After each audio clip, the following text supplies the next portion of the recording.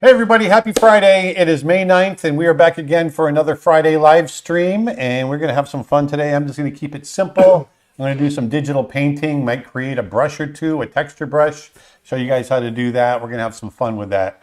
And we've had a big week. We've got a lot of stuff coming up, lots of stuff, Snow Bear, lots of stuff, all kinds of cool stuff. But before I get into my work and everything else, I've got Dustin over one shoulder. And I've got Nick on the other shoulder. Hello. Actually, you can't see Nick. Can you not? He's right there. He is. So, as usual, we've got housekeeping stuff to cover. And Nick, do you want to talk about some of the sales we got going on? Yeah, so this week is Teacher Appreciation Week in the U.S. It might be worldwide. I don't know. I'm not quite sure how those sort of made-up holidays work. But we're celebrating as well. And so, on our website, we have courses not just from Aaron. We've also got courses from a variety of guest instructors, Emmy winners, Oscar nominees, all kinds of stuff. So to celebrate, we've got two great parts going on. One, all of our guest instructor courses are 50% off or more. So that means they're back down to their all-time lowest prices. That's courses from David Coleman, Kevin Dieters, Marco Bucci, Dustin Blaze. Dustin Blaze? All kinds of sales from all kinds of amazing instructors covering animation, storyboarding, drawing and painting, all kinds of stuff. And if you are a teacher or student, you can get an annual membership for just $99. Go to creatureartteacher.com for more details. There's a link right on the homepage. It says teacher and student discount. You can get that, go there, and we'll be good to go. Right on, baby. All that's for a limited time. Let's dive in. So, I thought we would, I wanted to pull something from our, this is Dustin's pack, the Africa pack? Yeah. Yes, the Big Cats of Africa. The Big Cats of Africa. Yes, this pack is actually this reference pack. I thought I'd pull this image right here from the reference pack. This is whoa, why is it way over there? Pull this image right here. I wanted to do a little portrait, and I wanted to focus on texture and kind of just get graphic with it and just have some fun today doing that sort of thing. And teach you guys a couple of things if you're not already familiar with how to do it. And like I said, you can get this image along with a whole bunch of other images in this pack over on the website at creatureartteacher.com. And so let's just get into it, shall we? Yeah. Shall we? Yeah. So the first thing I want to do is I want to crop this thing. I want to do it in a way that I want to tighten up on the image. What I want to do. So I'm just going to sketch first. Keep it loose. Keeping it loose. Keeping it loose. Mark Davey from YouTube asks, hi, do you think you'll do a dog drawing course one day? Well, I've already got, yes, I will. I do have a course on drawing wolves, coyotes, and foxes. That already exists on our site. But yes, I will be doing a dog course. I've had several requests for that, along with primates and reptiles and all kinds of stuff. So there's not enough hours in the day, I'm finding, with everything that we want to do here at creatureartteacher.com.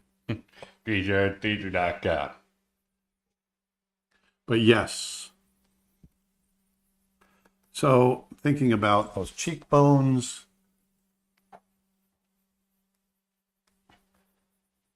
Oh, wow. Jenny from Facebook says, guess what? I finally bought a Cintiq.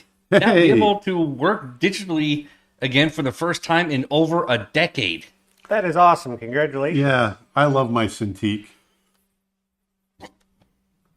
I also want to remind people that basically in 2 weeks, we are going to be in Berlin for the art department workshop event in Berlin.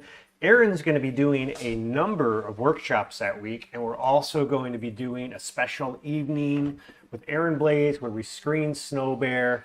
I'll post a ticket link in the chat. But if you want to learn more, go to weareplaygrounds.nl. That's weareplaygrounds.nl. Yeah, I'm really looking forward to that. That's going to be a lot of fun. So if you're in Europe, come say hi. I really love working with the folks at Playgrounds, and we've always had a great time. So I'm just kind of making this my own.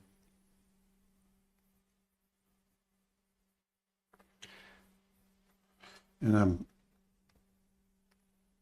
I want to call this Maasai royalty. Let's call it that. Oh, nice. So I want to have him I want to push the regal look. Getting a little warm in here again. Yeah, it is.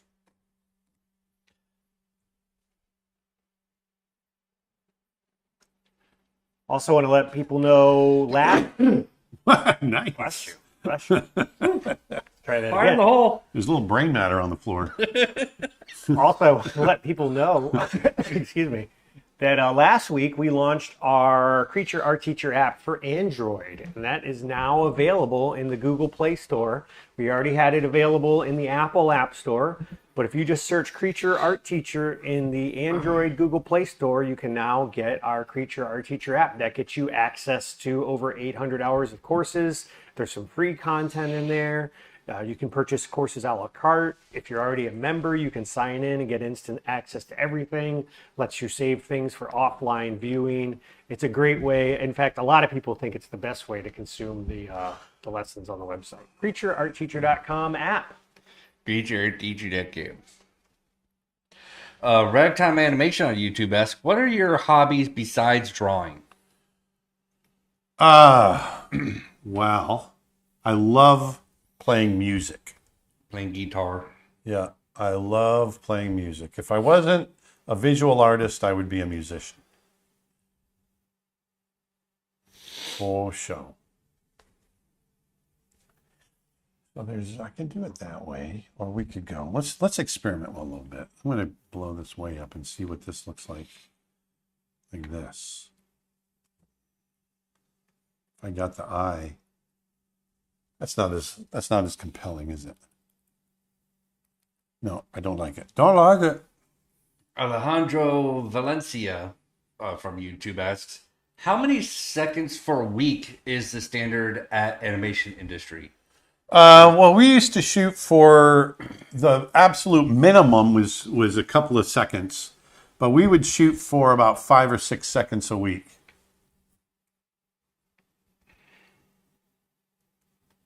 That's full animation, completely done in between all of that. I usually shot for 7 to 8 seconds myself. That's full animation. Oh, sorry. What the heck was that? That works. All right, so that feels well. No, I want to get that eye right on the kind of the third. Do you still go to Disney parks? No, Aaron barely went. straight up no. Aaron barely went to Disney parks when Aaron worked at the Disney.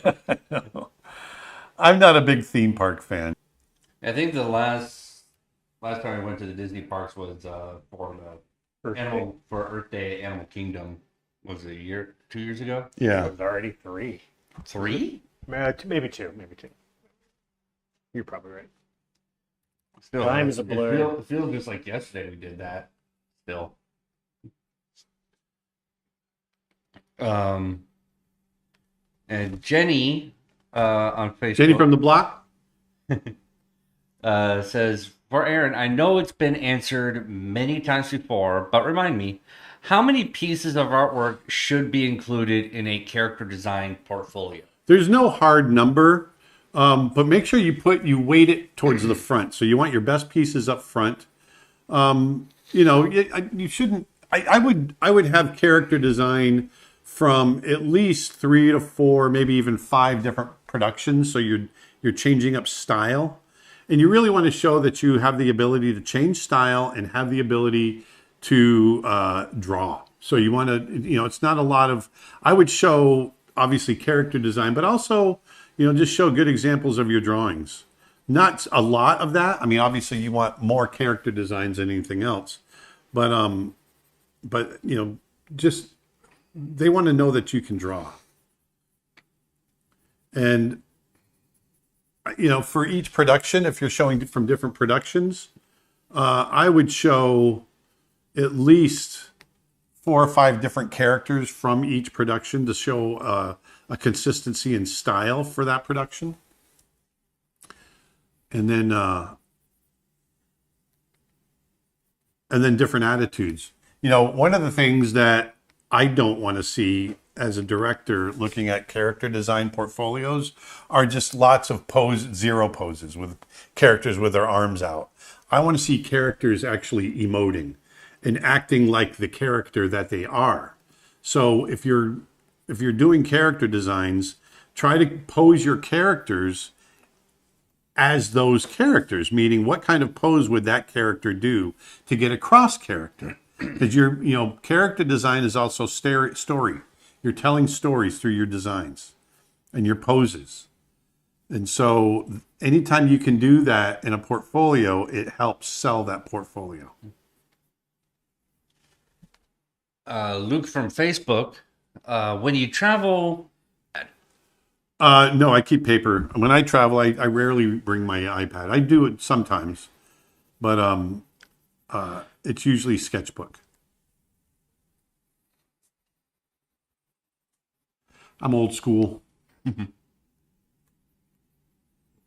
MH Art from YouTube, how much time do you spend drawing each day? Do you try to draw as often as possible or as efficiently as possible within a given time frame? My whole job is drawing. So I draw every day as part of my job, whether I'm working on a production or I'm doing this kind of stuff with you guys or creating a new course.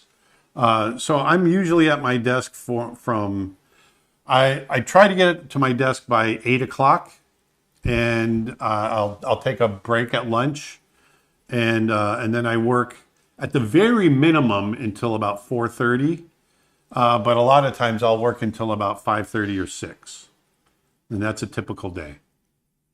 Leandro Robos, who asked about the seconds per week quotas for drawing. Yeah. Follows up with, you meant 7 to 8 seconds of rough or tied down animation per week? Tied down. Tied down. I was doing for Snow Bear. Now, granted, I was doing it by myself. I wasn't doing it for directors. So I already knew what I wanted, when I was working on it.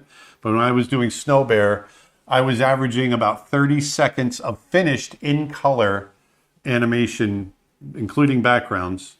I was averaging about 30 seconds per month.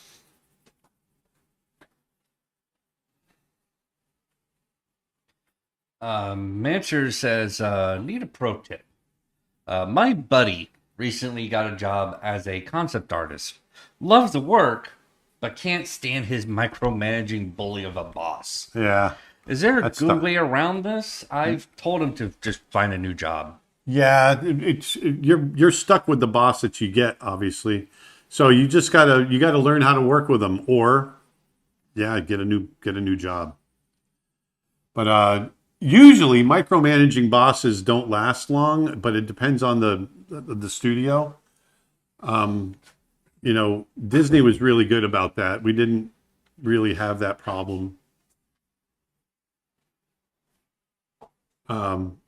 But yeah, that's a tough one because that is an issue in any job, really, right? Whether it's animation or any kind of office work or anything that requires a supervisor or a boss or anything like that, they tend to micromanage. And a lot of times it's younger bosses that tend to micromanage because they haven't really learned not to do that yet.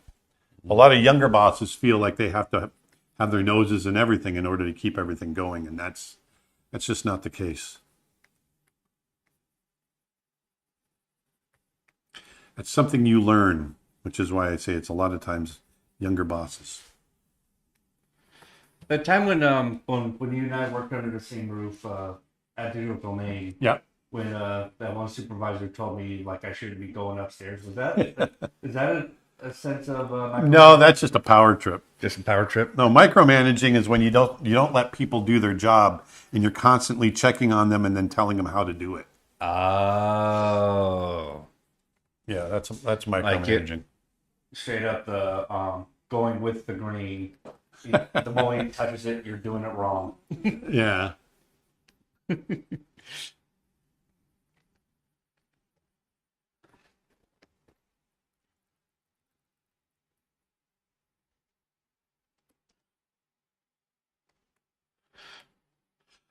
Joel Lundgren comments from YouTube: "No school like the old school."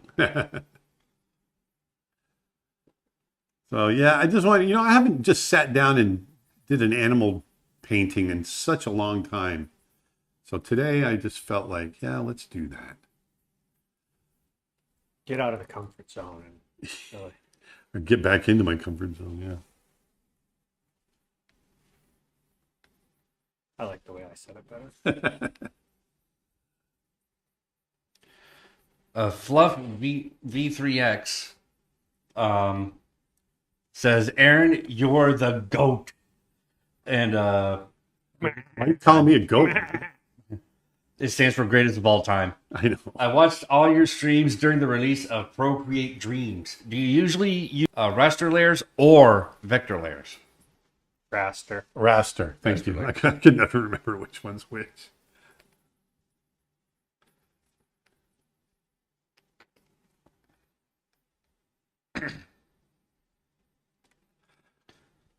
All right, so you can see I'm just roughing this in. We're about 20 minutes in. Got a 20-minute sketch done of this guy.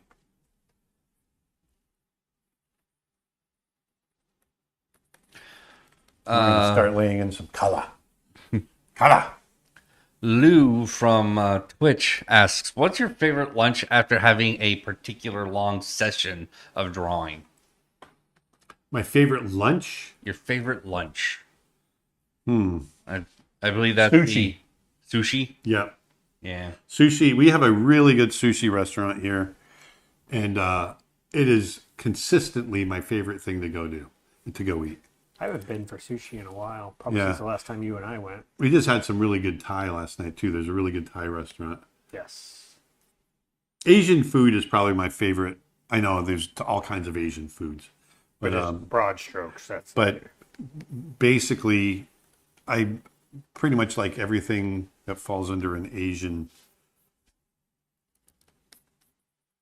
moniker,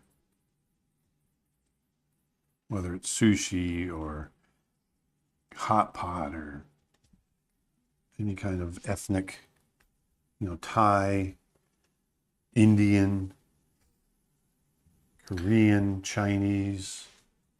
you just keep going. Yeah. So many. Anything that happens in Asia, I like it. It's delicious. From Twitch, when drawing traditionally, what hardness of pencils do you tend to prefer? Say that again? When drawing traditionally, what hardness of pencils do you tend to prefer? Well, lately I've been using the Mitsubishi Hayuni 10B pencils. 10B. Very soft. A very, very soft pencil. 10B. Like powdery soft? like lipstick soft. Lipstick soft. Dang, that is soft.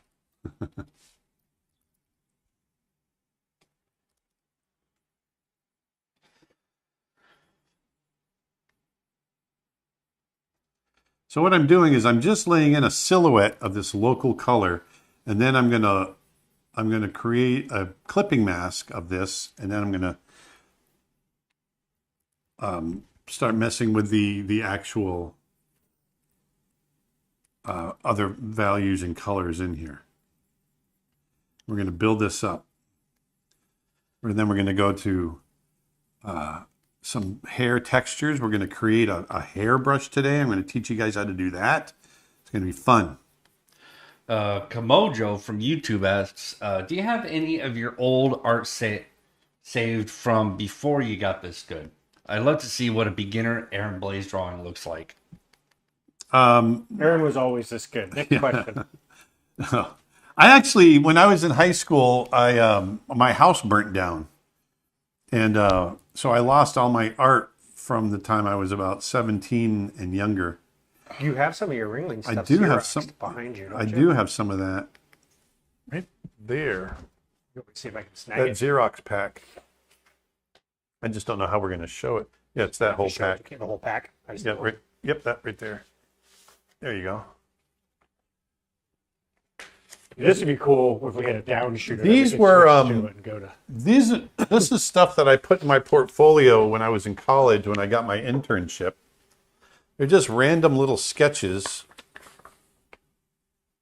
Let me see what I've got here. Let me get to. Was this stuff that you? This was stuff you submitted to Disney and. Yes, in my portfolio. Yeah. So a lot of them were little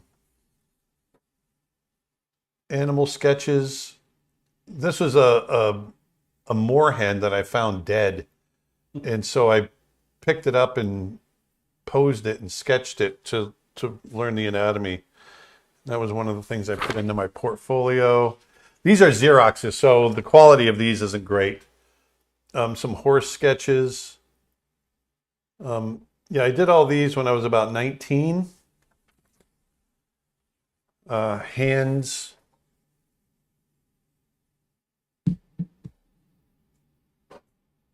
Once again, these are bad Xeroxes, so these Xeroxes are almost 40 years old.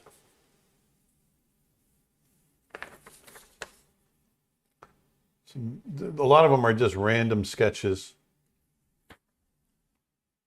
These were caricatures of some of my classmates in school.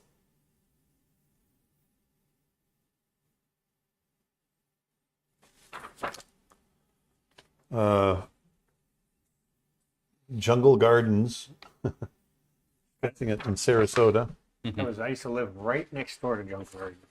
And here's some more little portraits of my classmates. Oh, here's the horses again, but a better Xerox showing more of the.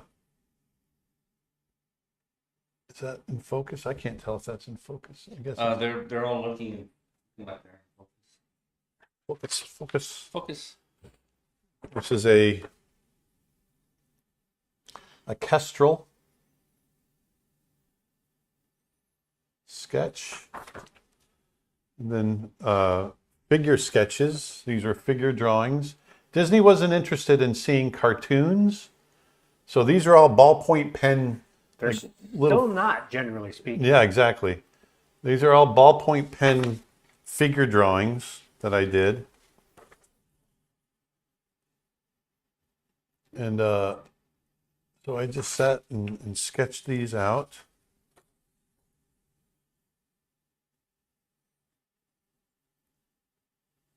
So these are all in my portfolio. Very nice.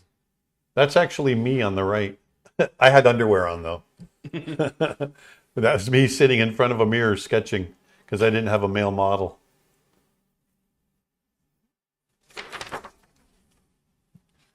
And then just random cartoony stuff. And this was cartoony animals, but real animals too. So I put the real animal in there, then caricature it.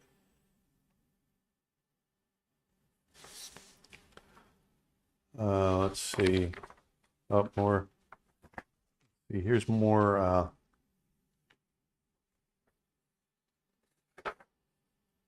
Yeah, this is all from my internship portfolio. I don't think I've ever shown this before. No, we haven't. Yeah. Yeah, I was a little 19-year-old kid doing this stuff. It was my second year in college. Back before there was any such thing as digital drawing. More hands. Drawing my hand. You'll notice that all the hands are right hands because I was drawing my right hand and I'm left-handed. So those are my hand. Fun fact, the logo to Brother Bear, in which there is a hand inside Yeah. the bear print, is also Aaron's hand. and it's a right hand, right? It is. Yeah, that's right. Yeah, The same thing. It's that same hand. it is that same hand. A lion sitting on top of a hunter. Little Easter egg there. And it's That got my counts. it's got my crooked thumb. You see how my thumb kind of goes flat? You know, I put my hand like that, so my thumb is kind of crooked. This is a better. These are better copies of the figure drawings. That it's not so light. That's my leg, my foot in there. Oscar Marquez says, "Hey, Aaron Blaze, my birthday's coming up this Tuesday. I'm going into Happy my birthday! I'm going into my 30s. Nice. Happy birthday." I remember my 30s. These are little Florida owls, two burrowing owls, and a barred owl. Who are you? And then a little lioness. All of these are pen drawings, ballpoint pens. I used to love drawing with Bics, Bic pens. So that's the same one again, just a better copy. All drawn with Bic pens. I think that's that's it. The rest are just repeats. Put those away for you. There you go. Do you have tips for keeping a good posture when drawing? Yeah, sit up straight. And the way to sit up straight is to have your board up at an angle. If you're sitting with your drawing surface flat, then it's hard to sit up straight. I keep mine almost 90 degrees. I keep mine at about an 80-degree angle. By the way, I just want about you sharing those drawings. That's why you don't want to miss a live stream, folks. And also, the other week, they released a video on drawing for the wrist versus the shoulder. Yes, to And keep you from made getting wrist mention pain. of, posture then. Yes, we talk about posture there.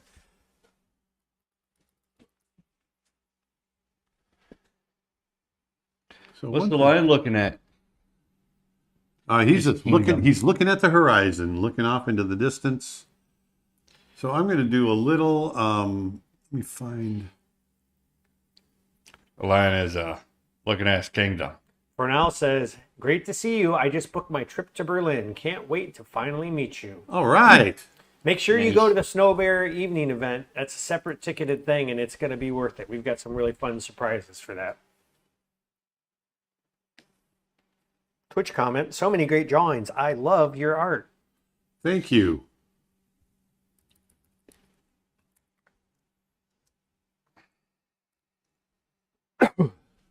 Ooh, it's not that way back.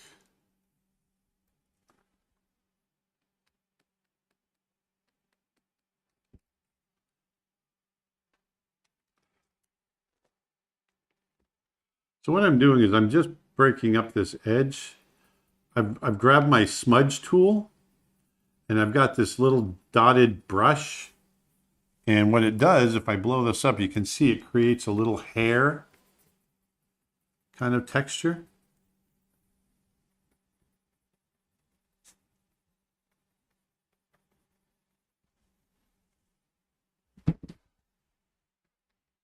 What animal have you drawn the most?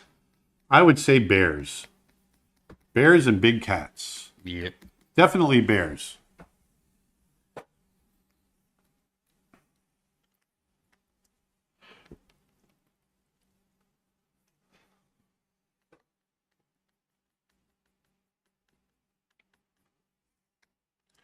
Creating this nice texture here. We're going to do more of this later.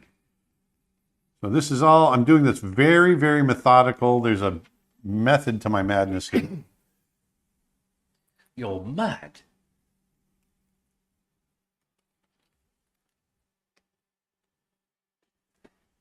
Oops. Was there a specific drawing you did for your portfolio that got you the internship, or were some of them rejected? Nothing was rejected. It was the portfolio as a whole that got me in. So they just looked at my entire body of work, like I just showed you. I had a few other ones in there that weren't part of that I can't find. But yeah, all of those were pretty much part of the portfolio, uh, and then like I said, it's the body of work that got me in. So what I'm doing now is I'm just going to go through and vary up the color, keeping it very loose through here.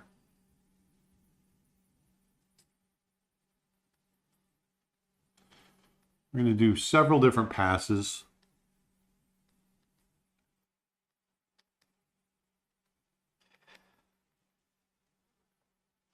Eve Luna on Twitch asks, would you say the portfolio from then would be enough to get in now? No, I think students, with the advent of the internet, we didn't have the internet back then, so our learning curve was much slower. I think younger artists are better than what we were back then. I see so many young artists that are way better than I was, that there's no way I could compete then with now.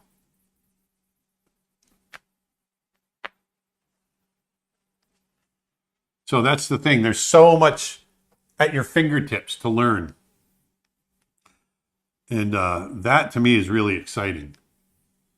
Which is, that was my motivation behind starting Creature Art Teacher. I wanted to take what I learned over the years and provide a platform that people didn't have to spend 25 years to learn at that point. Now it's been 35, 40 years for me. But I wanted people to be able to get a young artist to get an advantage.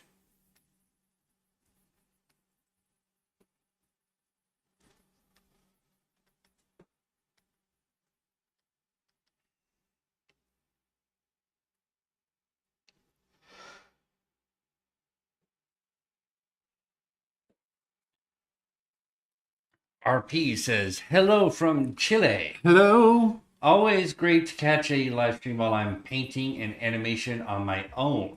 I'm waiting for a local festival where Snow Bear will be featured. Oh, well, I'm hoping we... Wait, where are they? in Chile. Are you in Santiago? Yes.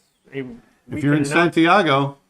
It'll be part of Chile Monos Yes. in Santiago, Chile. I love Santiago. Nick and I have been there several times. You've been several times. I've actually only been once. Oh, really? Hey. In my head, you've been there like 2 or 3 times with me. No. Gabby on Facebook says, good morning, everybody. Hope your Friday is wonderful. Hey, Gabster. Hey, Gabby.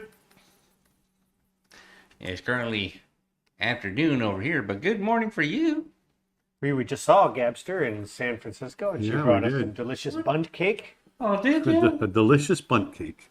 Oh, Chocolate bundt, I believe it was. I miss Gabby. You got to meet her daughter. Huh? We got to meet her daughter. Oh. Have you been to Dubai? Well, The airport. if you count the airport, Nick and I have been to Dubai. If you count the airport, they just had I think it was Dubai, or was it? Yeah, I think it was Dubai. They just had a big animation festival there that I would have loved to have been a part of, but we just didn't have it in the cards. The Bancrofts were there, and Sandro Cluzo was there. I saw.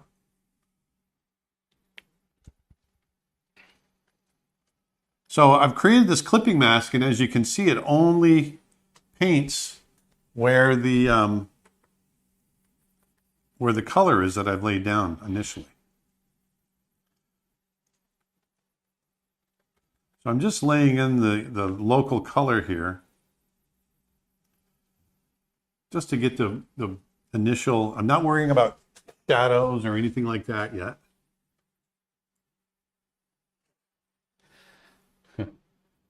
From YouTube, from I Like Public Transport, says, hi, can Hi. you describe what makes a good reference photo? Clarity, good silhouette, In focus. texture in focus. But I've even had some that were out of focus that provide like good composition, gave me composition ideas or color and lighting ideas. But yeah, I mean, it depends on what you're looking for, because like I said, you can have something that's, good focus is the best, right? But if if you're just looking for a compositional idea or like I said, Pose color or reference or lighting. something like that, yeah, lighting. Even it could even be something as simple as, like, if you're trying to paint or draw like a background blur, like using a reference photo to see like just how much blur you should put in your drawing if you're doing digital or something. Something but? Hmm? Something but? Something about, yeah. Actually, I do make mention of taking reference photos in my course on introduction to wildlife photography. Yes. Which you can get for 50% off right now as part of our Teacher Appreciation Week sale. We appreciate you, Dustin. Thanks. Never thought I'd be called a teacher, though. Feels weird. Does anyone else feel like the lion is glancing sideways towards us? Just Yeah, it does imagine feel that way. I'll fix that. But yes, it does. It Just totally, imagine that it totally dark does feel that area way. in the corner of the eye is the pupil. Yeah. I see you. That's actually the black corner of the eye. It's not the pupil, but it'll look better when I get to it. Because the pupil is actually right. Maria Coffee Fox on Twitch asks, do you have any advice for a single mother that has lost all motivation? I've not really drawn anything in over a year, and it makes me very sad. You got to make time. The more you got to make time to become motivated. Becoming motivated is work. It's not something that just happens. I sit down every day whether I want to work or not. And that is my motivation. Another big motivation, if you're just a hobbyist, being motivated is a little more difficult. My motivation is paying my mortgage as well. So I got to sit down and create in order to make money to do that. So there's that. But the more you do it, the better you get at it. Another Twitch question. Hello from France. It seems like we're able to ask questions. You are. Would you have one tip? Sorry, I was actually drawing reptiles and snakes before watching you run the stream. It's so humbling and inspiring. You've been for a long time. Would you have one tip to help get the scale patterns correct to synthesize the information? Thank you for your work over the years. Well, it's the biggest thing is just knowing the animal that you're drawing. So whether it's a rattlesnake or a Gila monster or a gecko or whatever it is, really look up those scale patterns. And the scale patterns obviously are going to vary from region to region on the body. And sometimes even snake to Excuse me. snake, because snake to snake, like the patterns can be unique to one another, almost like a fingerprint, right? Yeah. But they do vary up from area to area. It's just like a leopard. When I draw a leopard, the spots aren't the same all over the body. The spots change depending on where on the body I'm drawing them. So it's the same with scales on a reptile.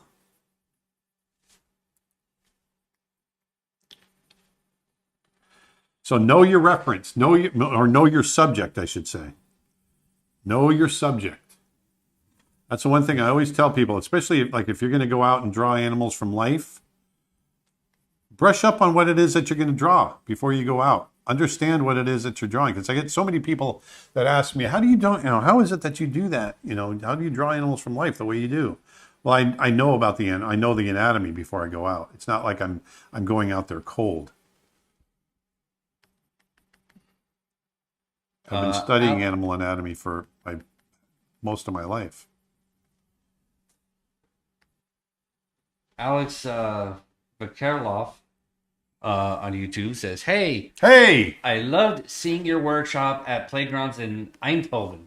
My question is, what are the life events that influenced you the most creatively in animation?" oh gosh. Well, it was, one of the things we always had to do was chalk talks. We had to create chalk talks. And chalk talks were for a supervising animator.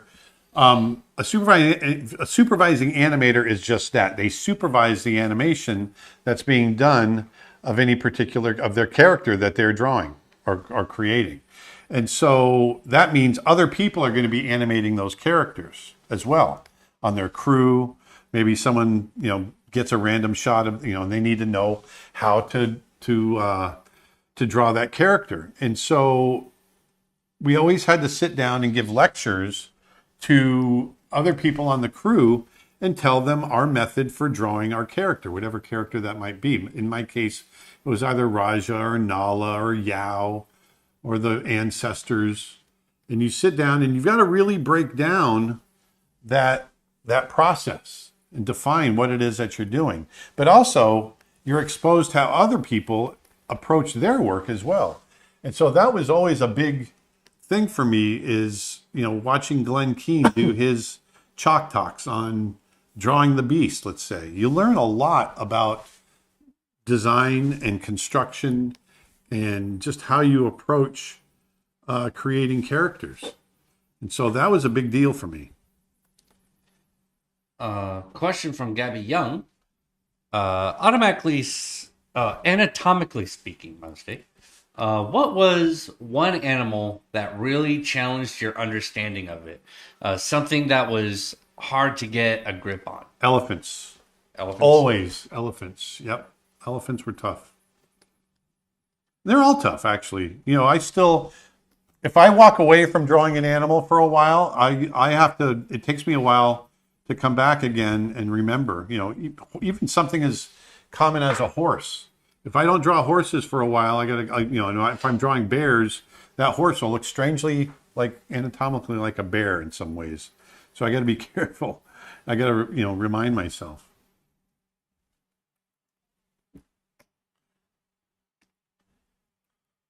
So we've got kind of some base color in here. Let me add just a little bit more richer color.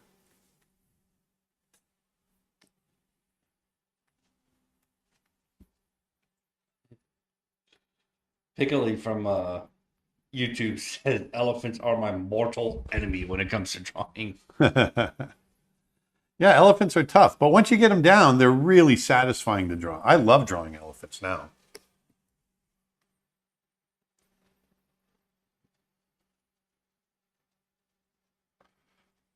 So let's, now that I've got this kind of roughed in, let's go ahead. I'm going to create another layer on top I'm going to create another clipping mask like I just did here. I'm going to put this on top. I'm going to set it to multiply. We're going to put that aside for now. And I'm going to create another document. 5 inches by 5 inches. This is the size document I always create. 5 inches by 5 inches at 300 DPI when I want to create a brush. So we're going to create a new brush right now. We're going to create a texture brush. We're going to create a hair texture brush. So I want to come up here and I'm going to grab my Pastel C brush. And I'm going to just make it black. Your texture brushes, when you're making a brush, it only, unless you're making a mixer brush, it only sees in black and white. So I'm going to, let's see, okay, there we go.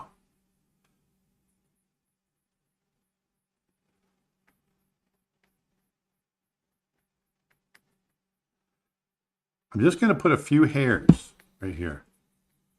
I want to get the texture on the face. So this is what I'm going to do first. You see that hair texture on the face? That's what we're going to draw. That's what I'm going to create right now. Let me blow that up even more so you can see that.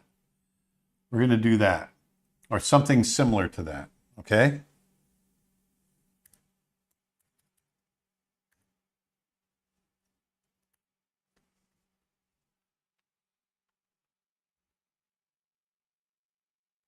So,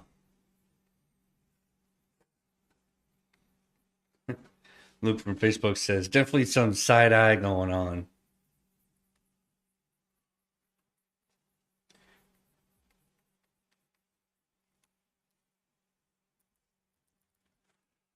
now you don't need a lot of hair texture to get this brush because we're gonna bunch it up. We're gonna do all kinds of stuff with it.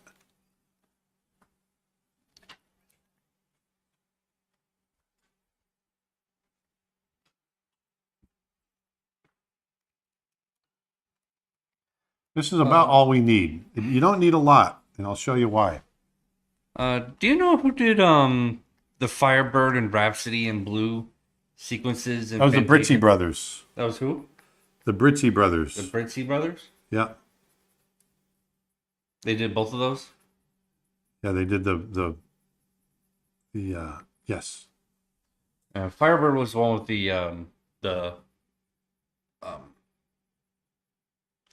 There we go. the Woman of Nature, Yeah, right? yeah, I always thought that was such a cool design. it was. I ended up putting too many in here. I'm going to take some of these out. And Rhapsody in Blue is the one that's in the city with a very... That's Eric Goldberg. That's our Goldberg. Yeah. Okay, so blow that up a little bit. Put that right in the center. I'm going to turn off the background, and I'm going to go to Edit, Define Brush Preset. I'm going to hit OK. Now I've got the brush. So you can see we've got this, but I don't want it to look like that. So there's a few things we're going to do. I'm going to open up my brush settings. And the first thing I want to do is I'm going to turn it sideways, and we're going to open up the spacing over here on the left. Just a little bit right there. So now I've got this kind of thing. So that's all right. We're getting there. But now what I want to do is I'm going to go to Shape Dynamics. The first thing I want to do is go to right where it says Angle Jitter. I'm going to go to, on the control, I'm going to go to Direction. So now when I draw, it follows the direction that I'm drawing, okay? And I can flip the X.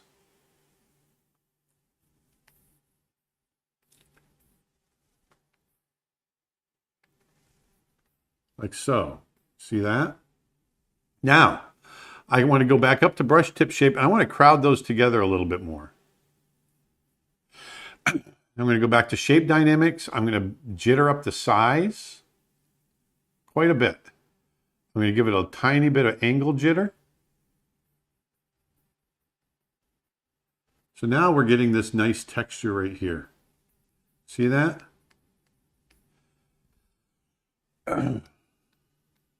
See what that's doing? We're creating fur texture. See that? That creates a nice texture. That's exactly what I'm looking for.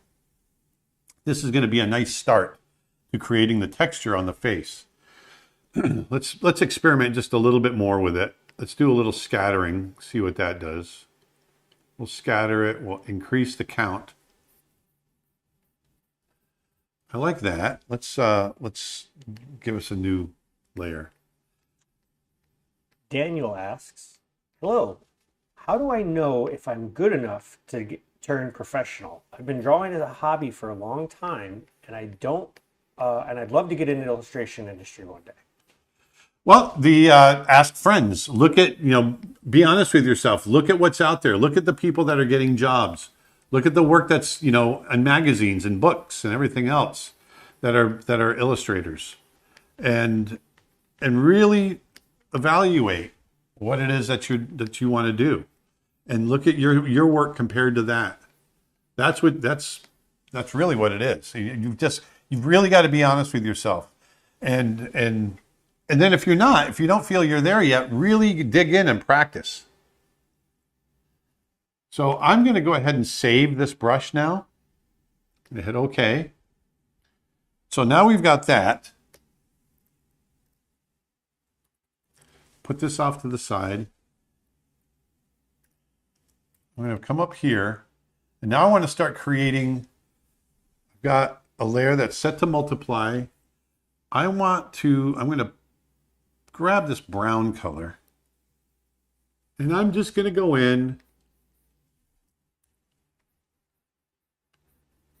and start drawing in the direction,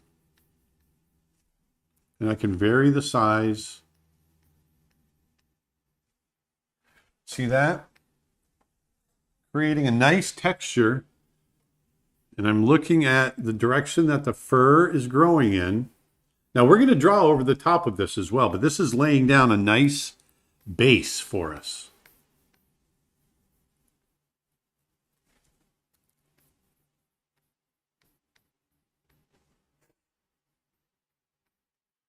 The key to this is getting that direction. Getting the fur to lay in the direction that I'm drawing.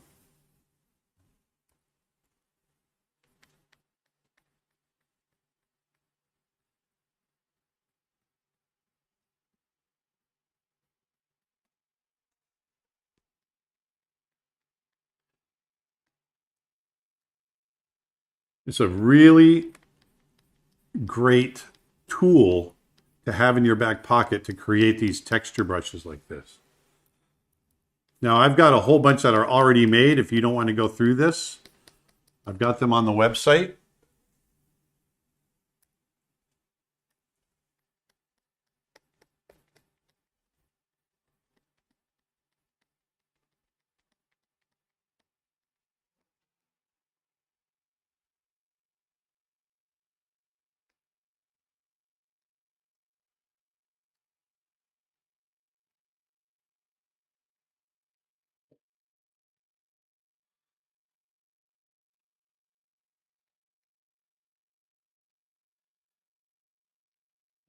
Lila Rush on Facebook says that brush looks great.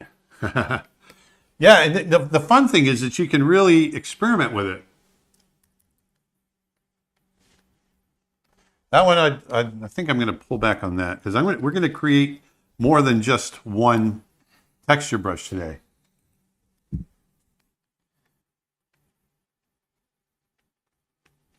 So to start with, we got a nice little texture there. See how that works? Burgermeister says ferlicious. It's furry. Look at all that. Look at all that texture we got in just a couple of minutes. It saves so much time if you can do this sort of thing. Gabby has a question on Facebook.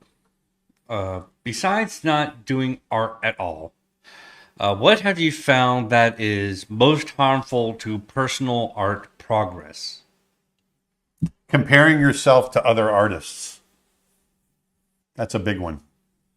Comparing your looking at other people and getting down on yourself. That's a big one. That's one of the worst things. Compare yourself to yourself.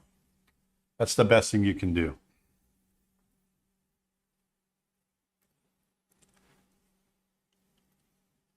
So now we're going to come back to here.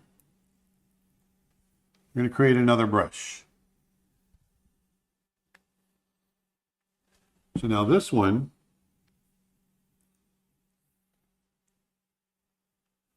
I'm going to go to here.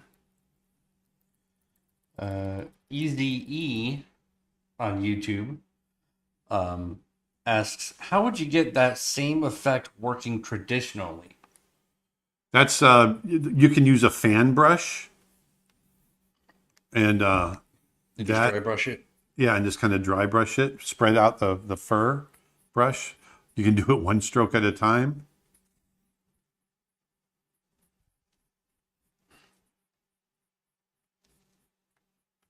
Okay, so here's I just created this texture, very simple. Once again, move that around. I'm going to center it. There we go. I'm going to turn off the background. I'm going to go to Edit, Define Brush Preset. I'm going to hit OK. Once again, now we've got this brush. And I'm going to do the same thing. So I'm going to, let me turn this background on. You know, right now we've got this. I don't want that. Although that's kind of a cool, that's a cool image, right? But that's not what we want. So what I want to do is I'm going to go back up to my brush tip shape. I'm going to turn it sideways. And I'm going to space it out like so. I'm going to go to brush shape dynamics. And I'm going to go to the control under angle jitter and go direction. So now we're following the direction. I'm going to flip the X. I'm going to flip the Y. So now we've got something that looks like this, which it's not great, but we're gonna fix it. So I'm going to go to size jitter. So now it's going to vary up the various sizes. I'm also going to go to scattering, and we're going to push the scatter. I'm going to go back to brush tip shape and pull back on the spacing a little bit, so it feels a little more random. There we go. I'm going to go to shape dynamics. I'm sorry, scattering. I'm going to increase the count.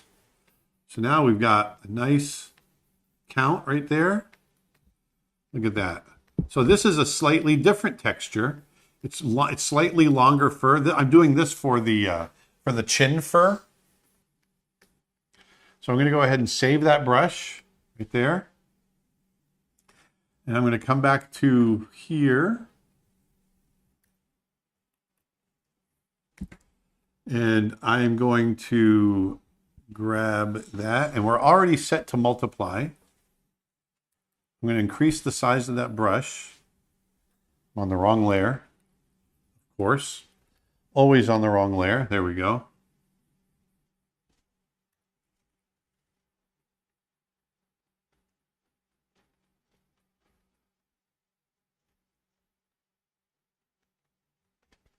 So that's just laying down an initial texture. Now we'll be able to do the same thing with a light colored brush as well. And keep in mind, we're going to draw and paint over the top of this. We're just laying texture down. That's all we're doing. Just drawing the foundations. Just drawing foundations. It's just drawing the foundations at the bottom. So we've got that. I'm going to hold off on the main, the texture on the main. We're going to do that later.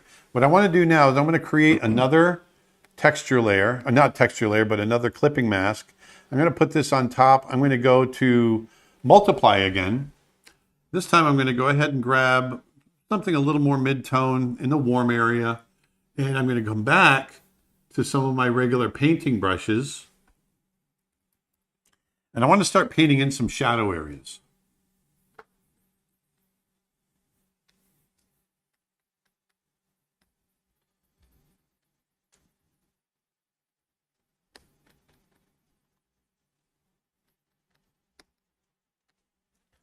So I'm going to start creating the darks and the lights.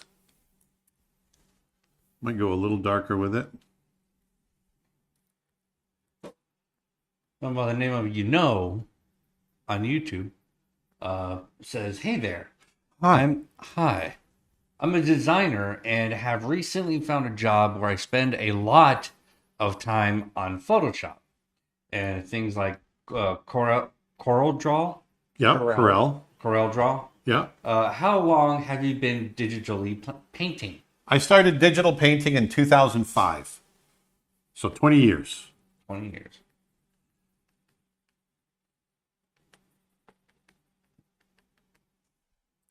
And I was very scared of it.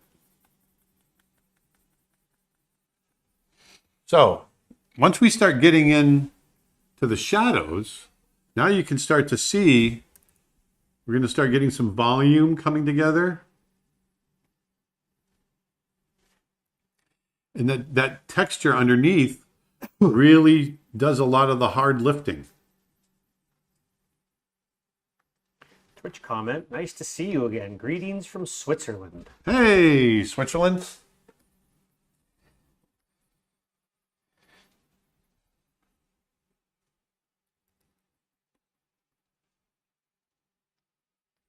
We love Switzerland.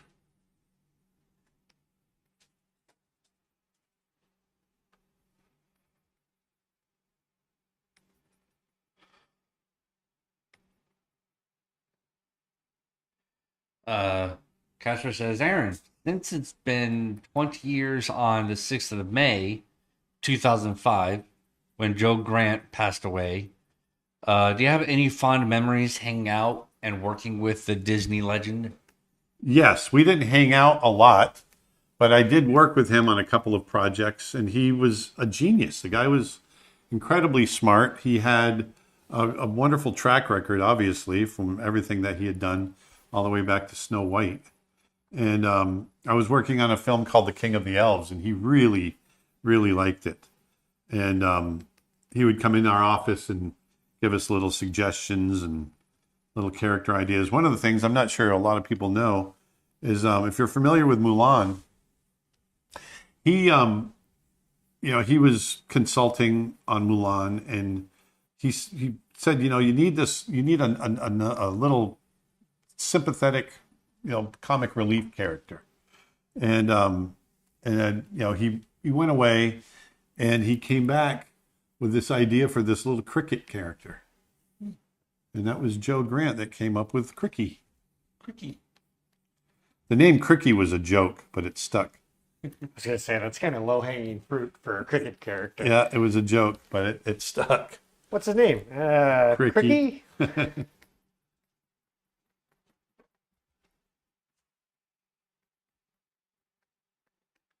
So now I can just come in and just kind of rough in texture here, and look how nice that kind of holds up. It starts coming together really nice.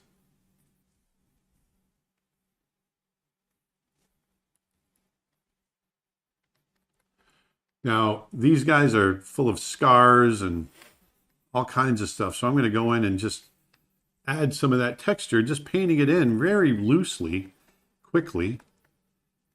The key to, any kind of painting, really, in my opinion, is you don't want to labor it. So I'm trying very hard just to be pretty spontaneous and not labor it too much. Not create too many layers.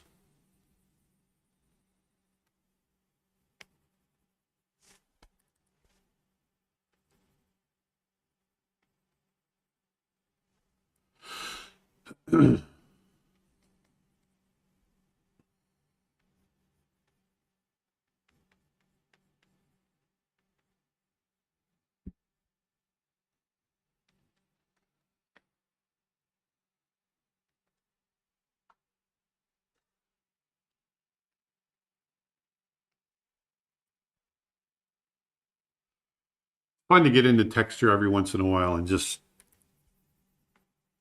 say the heck with it. Just draw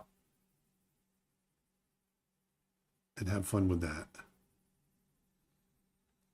I tend to paint pretty painterly, loose. So when I get into doing something detailed like this with a texture, and you're literally getting hairs and stuff in there, it's kind of fun to do sometimes.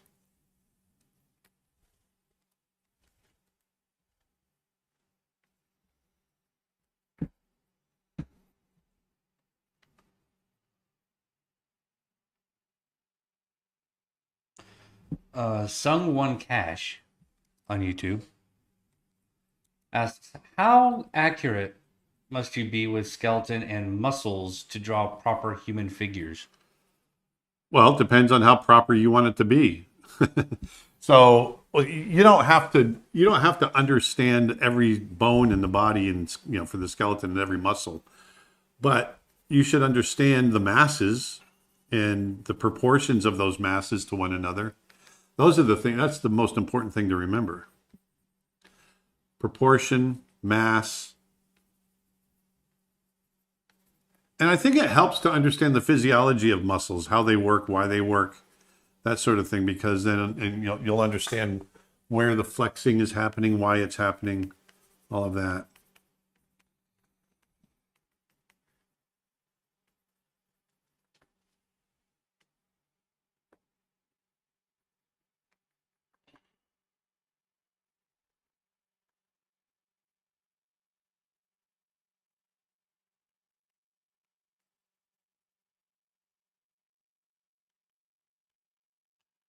Eve Luna on Twitch. When placing those shadows, do you think about the muscles in the face? I'm thinking about, once again, I'm thinking about the masses that are under there. I know that there's loose skin, like right here where I'm working right now, coming off the jowls. There's a mass of fur and skin. If you look at your dog, it's got the same thing. It's got the same thing. The same thing. The same thing. They got the same anatomy. So once I get all these darks in, then we're going to go the other direction, and we're going to get the lights in and draw over the top of that. Mr. Link on YouTube asks, this is out of your head? No, I'm using reference. Reference. He's using reference from my Yes, we're using photo pack. photo pack. Now, can I do it out of my head? Yes. But today I wanted you guys to see that texture because I'm going to mimicking that texture. That texture. Speaking of the photo packs, I'll post a link in the chat for everybody. They are all on sale right now. And we get this question all the time. If you purchase the packs, you are allowed to use them in both personal and commercial work or create images off of them. You can't just post the images as your own. The artwork that you make with them, you can sell, you can auction, or any of that stuff. The photos themselves, you can't Redistribute. redistribute. Yeah.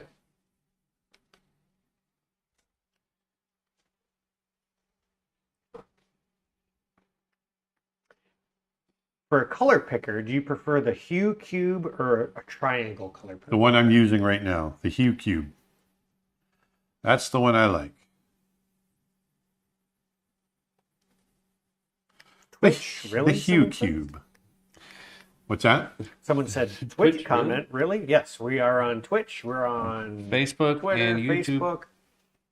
We're on our own members app, Creature Art Teacher, in the App Store, Android or Apple. Are the photo packs included with the membership? Yes, they are. Yep. That's why memberships are such a good deal. The best value in art education. Speaking of which, today we started our teacher appreciation sale. It's Teacher Appreciation Week. If you are a teacher or student, you can go to creatureartteacher.com and you can get an annual membership for just $99. There's a link right on the annual plan page to do that. Or if you want to pick up any of our teachers' courses, we have a bunch of teachers on our site other than Aaron. In fact, we have over 800 hours of courses on our website covering things like traditional drawing, digital painting, visual development, production design, storyboarding, drawing cartoons, figure drawing, painting, plein air painting, all kinds of stuff. Go to creatureartteacher.com, check out our guest instructor courses.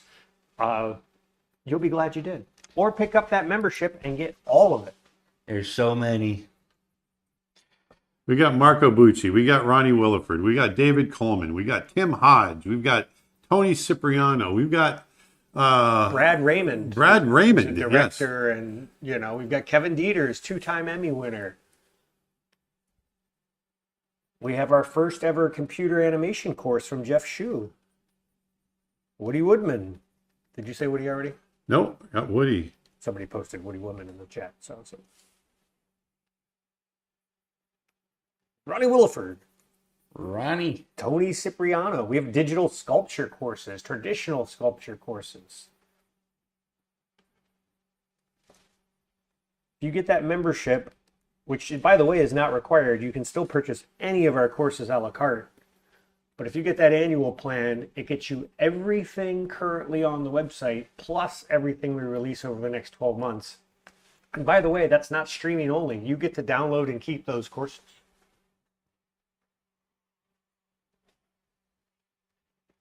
We do have a streaming only option if you prefer. If you're on a tighter budget, you can do that. You can stop and start whenever you want. We really try to make the site like how we would want to use it. Something for everybody. And the courses themselves are affordable by their nature. That's one thing we've always tried to do, because we don't think people should go bankrupt trying to learn art. Uh, Only presidents of the United States should go bankrupt That's right. multiple times. Dorothy from YouTube says, "Hey Aaron, I'm building a Disney desk with my grandparent. Our first project. We're from Brazil, and love your work. Thank Would you. it be okay if I emailed you for a few measurements we couldn't find?" Yeah, if you email support@creatureartteacher.com, I'll see what I can do. Yes, that's always the best way to contact us because it creates a ticket in our system, and that way it won't get overlooked. There is no way I'm giving you guys my personal email.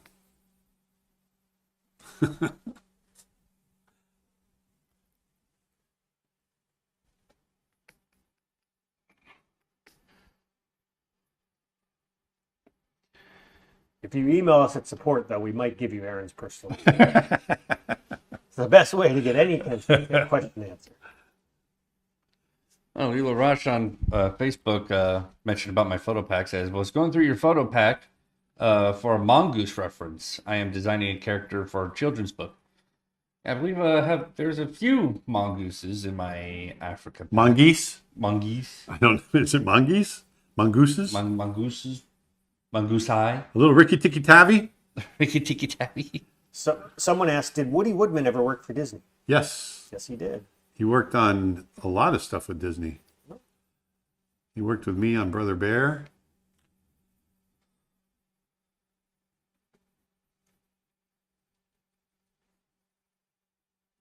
It says, "You guys are so generous. Thanks a lot. I know. We try." No, I struggled so much as a young artist, as a young student. You know, I came from a economically challenged family, and so if I had had this when I was younger, it would have been amazing. And so when I left the studio system and decided to do this, I really wanted to give young artists that might be financially challenged an option to be able to learn. And so we decided, we started looking at the economics globally and wanted to make sure that everyone around the globe could afford our courses. Barnberger cracked a joke on Facebook. Says, "Aaron's email address is how to get fired at creature art teacher at doesn'texist.com."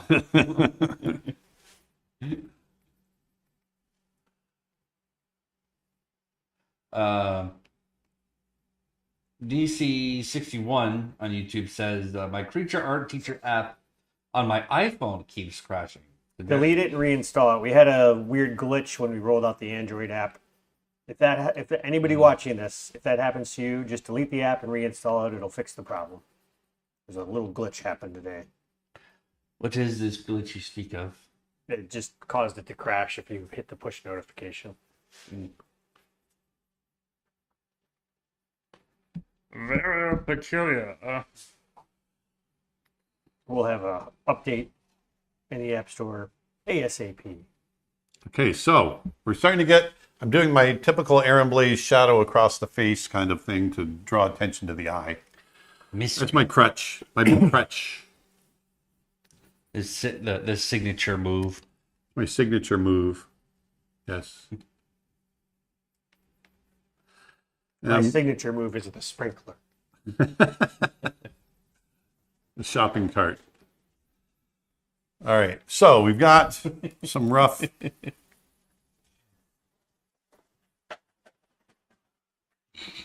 So now what I want to do is I want to create a layer on top of everything. And I'm going to start adding some details on here. So I want to go cooler.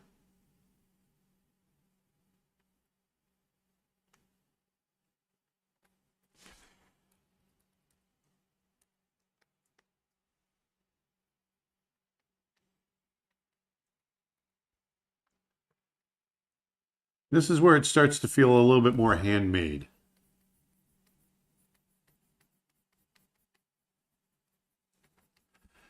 I'm going to play with temperature as well. So I'm going cooler and hitting some of these lighter areas within the shadow areas. What were your thoughts on the new 2D Looney Tunes film? I didn't see it. Should be on streaming soon, I imagine. It is streaming. I just haven't seen it yet. Oh, is it already streaming? Yeah.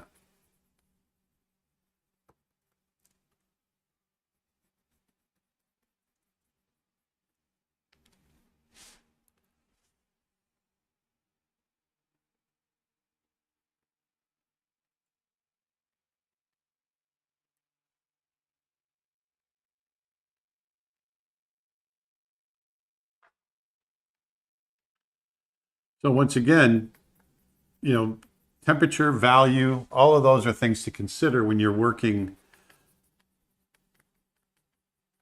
to create light and that sort of thing. And so here, this is meant to be white fur, but it's white fur that's in shadow. So the value is brought way down and the temperature is brought down. And so it feels like white fur because it's in shadow. Our brain is telling us it's white fur.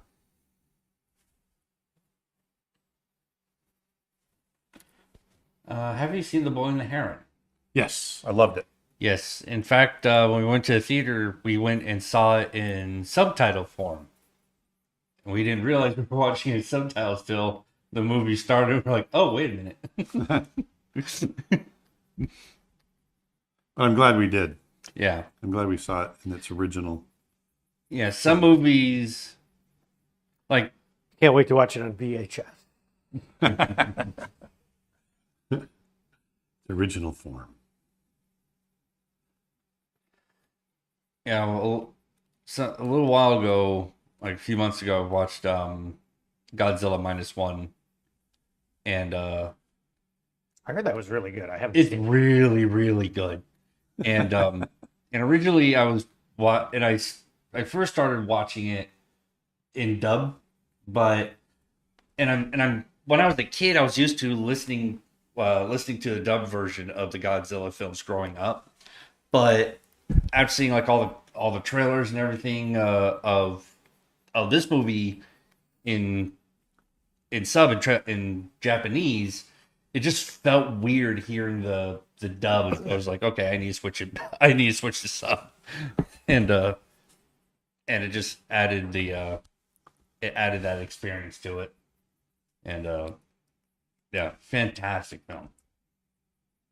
Then I heard they put out a version of it on Netflix in black and white too. That's supposed to be Did pretty they? cool. Yeah. If they did, I need to watch that. It's amazing to me what they're able to accomplish with kind of low tech. Yeah, because like that, what they did was, I think like wasn't it the budget was like equivalent to like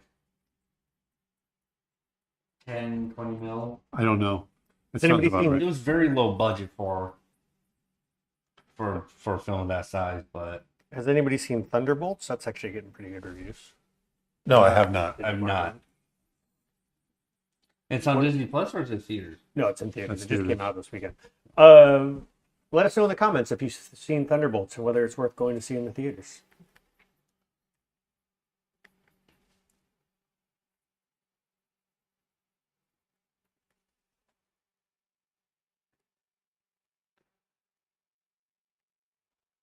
I'm just curious on how they're going to do Avengers Doomsday with Robert coming back as Doctor Doom. Dr. Wee.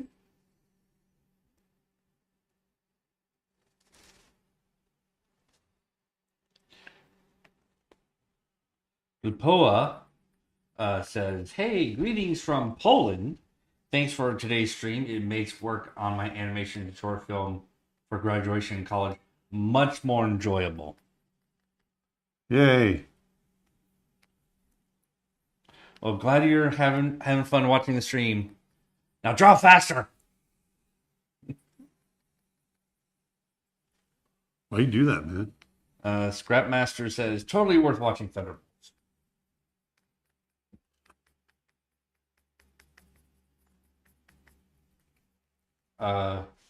Steak Sticks Animations says Thunderbolts was pretty good. Definitely felt like a nice step in the right direction for the MCU. Good. That's good.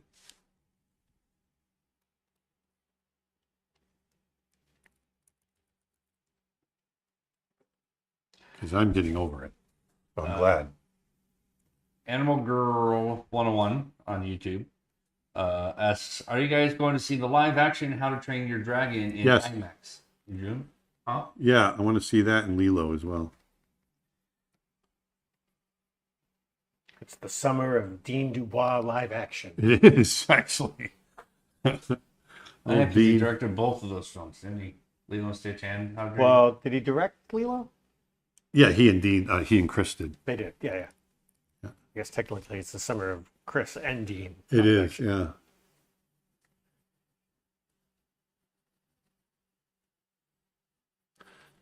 The geniuses of animation. Can we tell him yet about the Brother Bear live action remake? Oh, wait. I wasn't supposed to say it. No, just kidding. He's joking. That's not real. Kidding. Yet.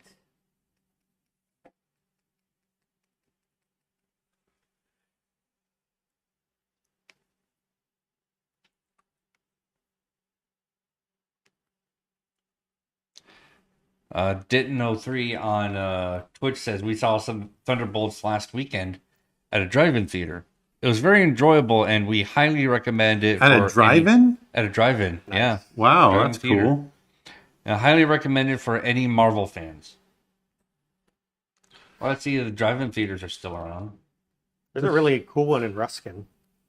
The pressure sensitivity setting is so annoying because set in the middle, it's too soft. I need to press down too hard. I go over one notch and it's like, it just goes opaque. Really? I can't get a nice in-between setting.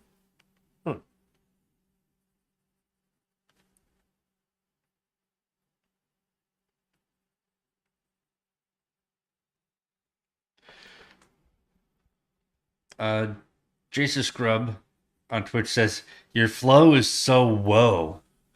Professionals are amazing to watch. Reading that aloud made me think of the Keanu Reeves. Whoa. That would have been a great quote for Flo. Like a great, like, whoa, it's so whoa. Critics are calling. Flow is whoa. Wow.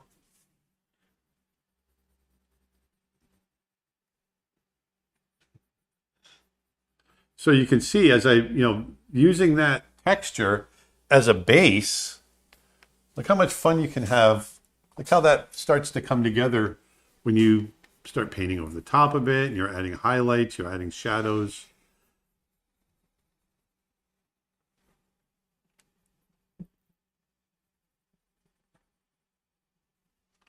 I like public transport.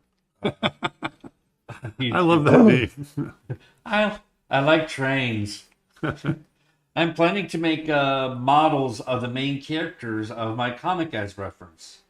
What materials would you recommend? I have no idea. That's a Tony Cipriano question, I think. Clay, most likely.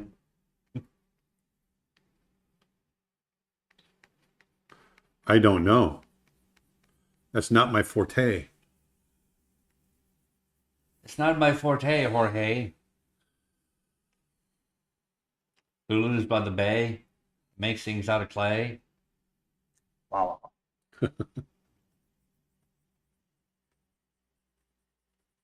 During any time that ends with day.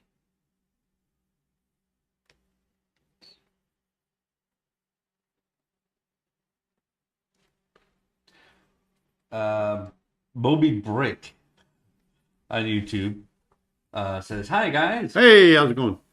When is the next pen and paper live show? Thanks." Oh, I don't know. Today we were kind of in a rush, so I that's why I went to digital today. Plus, I just wanted to kick back and relax. But we'll do a traditional coming up. Erica says, we have a drive-in here, but I prefer the AC of an indoor theater. Yeah.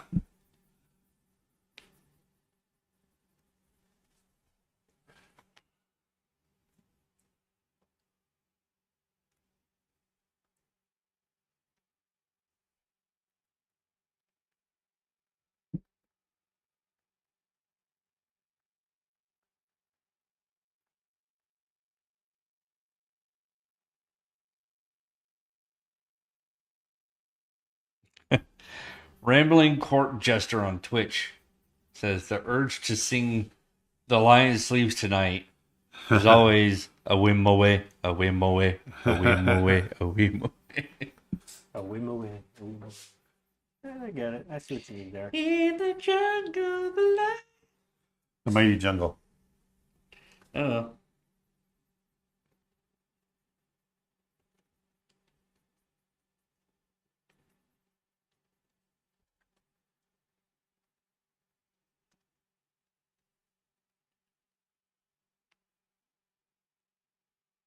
Erica says the textures on this line are great. Thank you, Erica. They're great.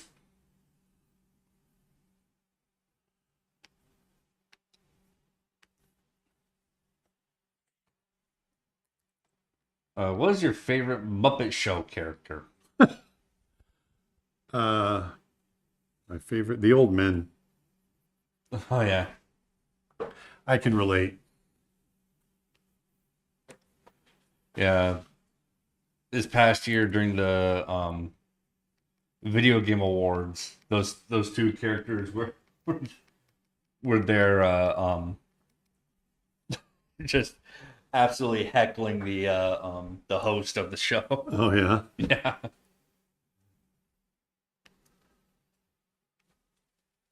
That's funny. Yeah, it's fun.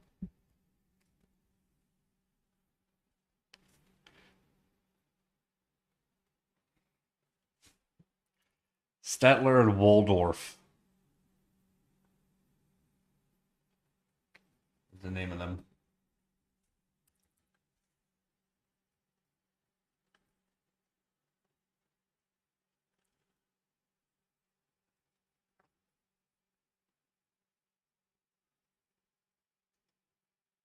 You know what I really thought was really fun is the what was that crazy one that plays in the band, the drummer?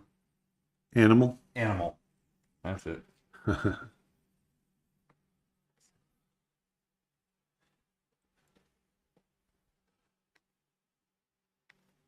Also, Meat.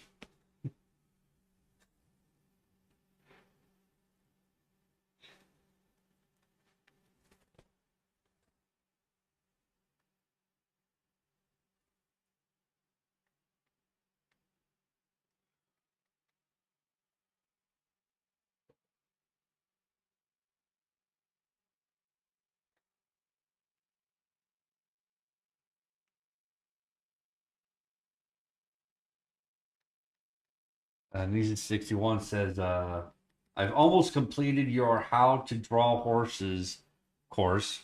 Nice. Do you have suggestions on how to draw miniature horses? Yeah, change the proportions. That's it. That's the best thing to do. You know, we should do a course on how to draw dragons and just title it "How to Draw Your Dragon." Actually, is a good idea for a course. Huh? So that is a good idea for a course.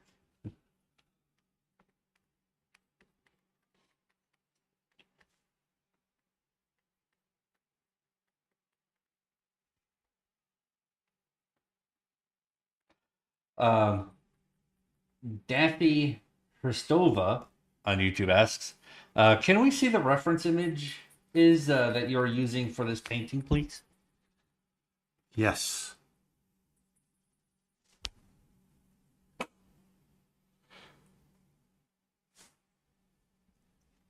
And Don Corey II on Facebook says, "Holy photorealism! Wow."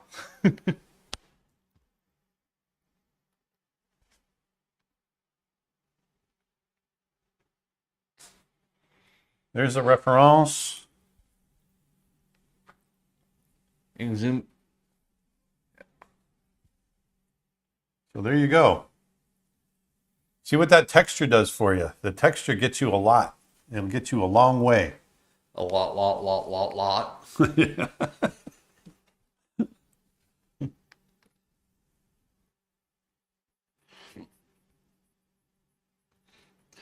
Claire Weaver says, "This looks amazing, Aaron, but I've got to head out. Bye, everyone." See ya. See you, Claire. Have a nice day.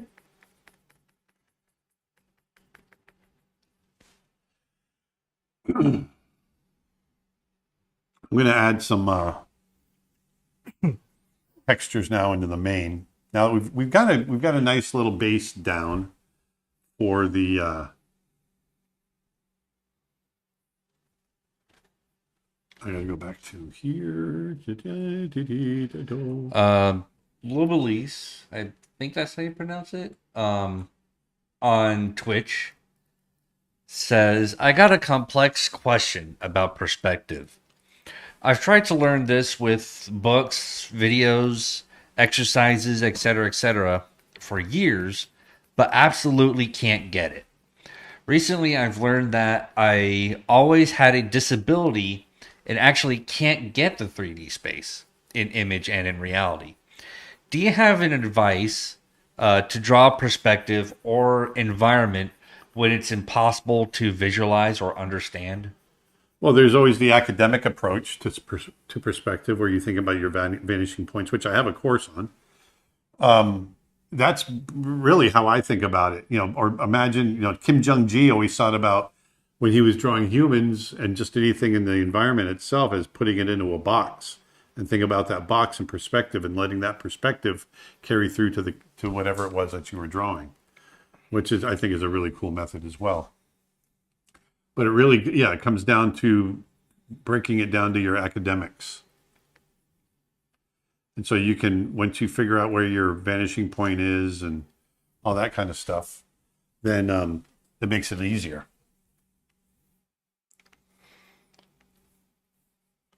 Kaiser says, "David Attenborough would have loved this yesterday for his 99th birthday." Yeah.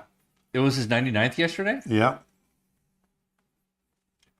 Happy birthday, Sir Attenborough.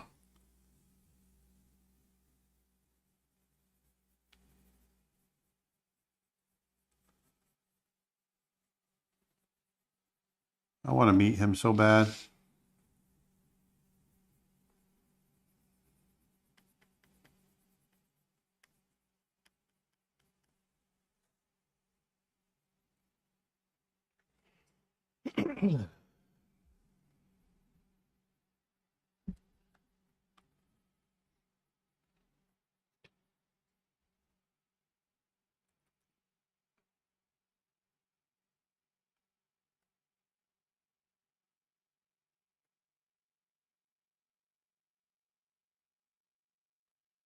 If you guys are watching and you're looking for someone else that can draw big cats, because I don't hold a candle to this guy.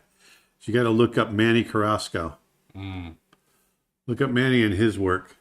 He's a cool dude. Brother Bear. Daffy Hristova on YouTube says, "Loving that you added your signature shadow versus a life reference, and that references are there to just guide our art. Thanks for showing both, by the way." Yes. Absolutely.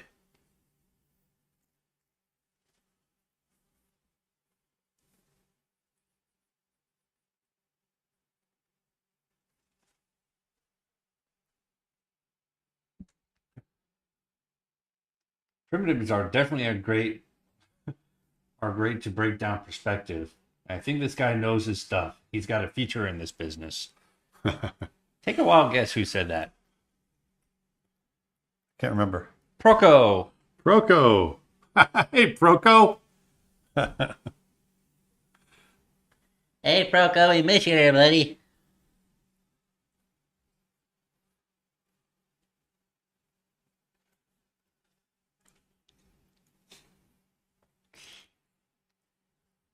I'm just about done on this, Aaron.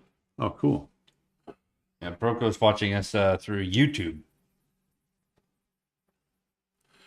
You want to announce it? Give me 1 second.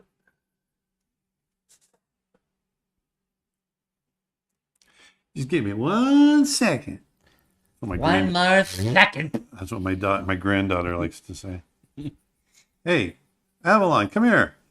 Just give me 1 second.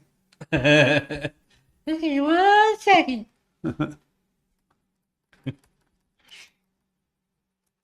She's so cute. Fiery redhead. Yeah. Do you like Sergio Pablo's work? No, I hate that guy. Of course I love his work. Sergio Pablos is the GOAT. Good friend of ours, too. Yes. He's a very good friend.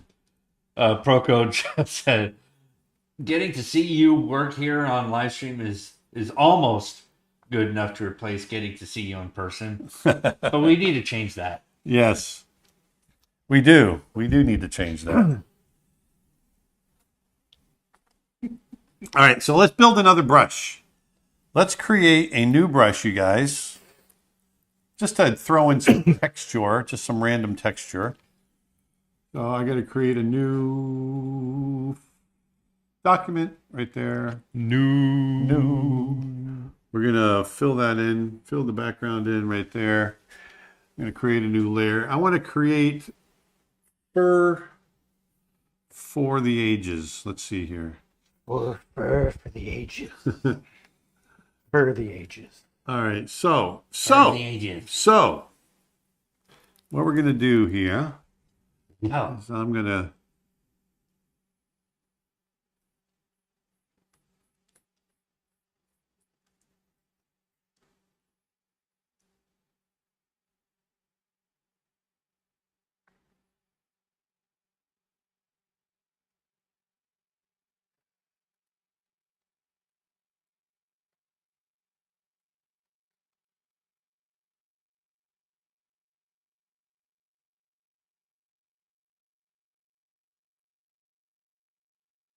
Miranda Lynn says, hi from the backwoods, BC, Canada. Hey, how's it going? Okay, so this is all you need. That's all. I think this is all we need. So now I'm gonna go to Edit, Define Brush Preset, and I'm gonna go okay. So there we go. We're back to having a brush again, a custom brush. I'm gonna create a new layer. Once again, I don't want it to look like that. We gotta give it some parameters. Let's give it some parameters. So once again, I'm going to open up my brush settings and I want to go to my brush tip shape and I'm going to turn it sideways. If I drew the hair sideways, I wouldn't have to change the orientation, but I like drawing it this way. I'm going to open up the spacing a little bit. Once again, I want to go to back shape dynamics. I'm going to go to the control under angle jitter and go to direction. I'm going to flip the Y, flip the X. So now we've got something that looks like this, which isn't too bad actually. Okay, you see that? That's giving us some nice fur texture. Fur. Let's go into size jitter. We're going to play with that a little bit. We're going to go into scattering. I'm going to open up the scatter a touch. We're going to increase the count. Just a little bit. Look at that fur. See there?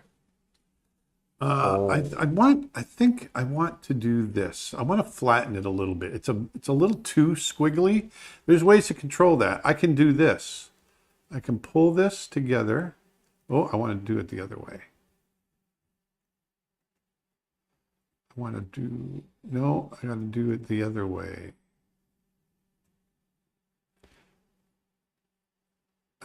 Sorry,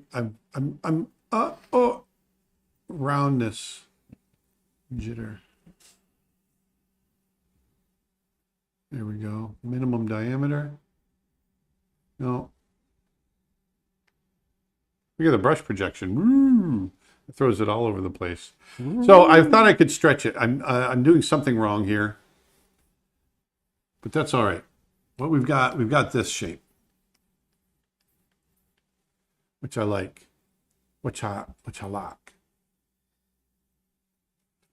If you have a dinosaur as a pet, which one would it be?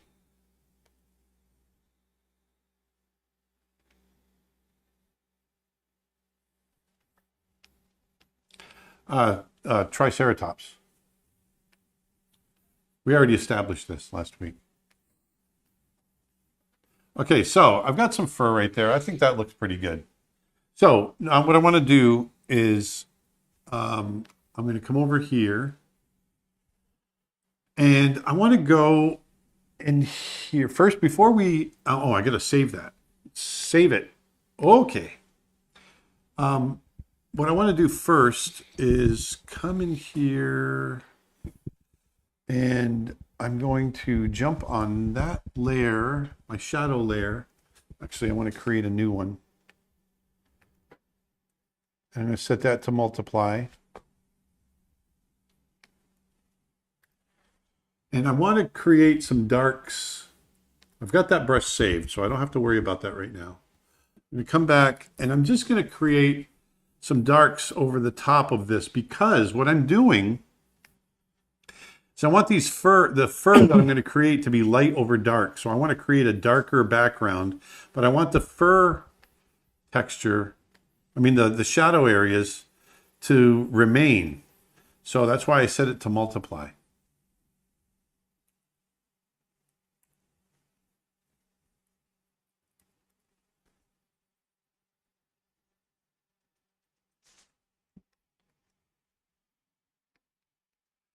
I just want to create kind of a dark area here.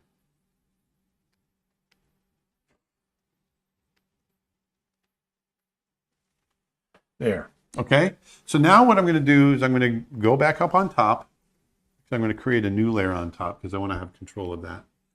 And I am going to go a little more yellow and just a little more pure and a little brighter. Oh, maybe not quite as yellow. Okay, now let's go back to the fur brush that we just created, which is way down here. And let's just see what happens. So have you got any new projects coming down the pipeline? I've got so many new projects. In fact, if you become a member to CreatureArtTeacher.com, we have been sharing some behind-the-scenes looks at our upcoming project or pitches. We've got ideas that we've been pitching and developing. Yeah. Aaron is actually showing stuff that we're going to be pitching to studios to our members. Yes. So go to CreatureArtTeacher.com. In fact, if you're a teacher or student, you can take advantage of our special student and teacher appreciation sale pricing. You can get, if you're a teacher or student, you can get an annual plan for just $99 for a limited time. You can also buy courses a la carte from our guest instructors for 50% off. Go to CreatureArtTeacher.com and learn more about the best value in art education. Go ahead, do it. Other than Proco. Proco.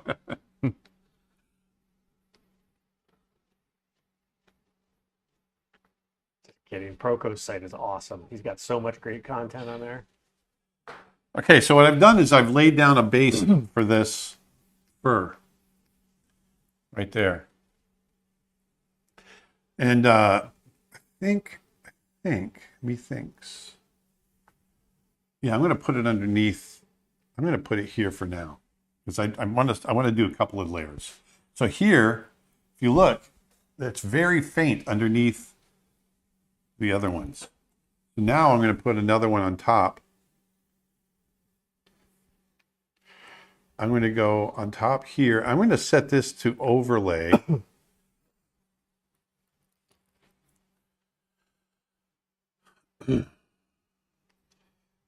Whoops. Don't want it so hot. When you're hot, you're hot. Proco, holy cow, what a savings. Everyone should absolutely get that. So, Thank you, Proco. Go to Proco's site too. Proco.com. Proco's a pretty cool guy. Okay, so what I've done is I've created a blend. I've set the blend mode to overlay, so I'm getting some nice texture in here. And once again, I'm going to be able to come in here, here.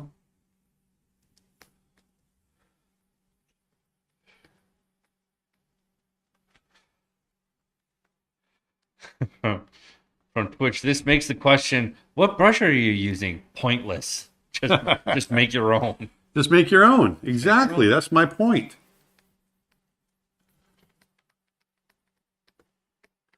Make your own brush. That's one of the keys to good digital painting, I think, is being able to create your own brush to create the effects that you need to create.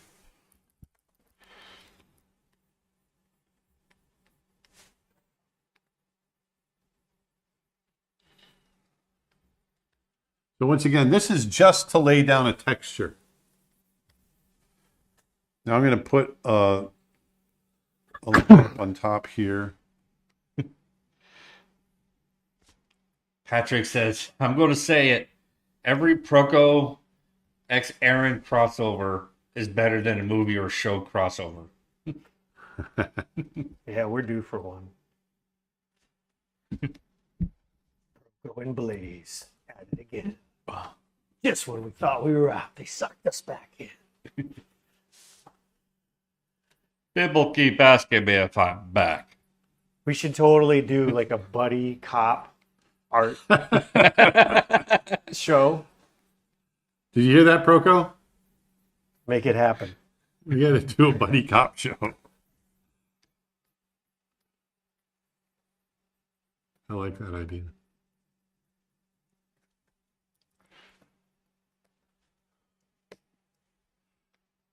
So this is, once again, just to lay down some texture that we can then work over. See this? Look how much work it's doing for me. It's doing all the work for me. And then all I got to do is go in and lay in some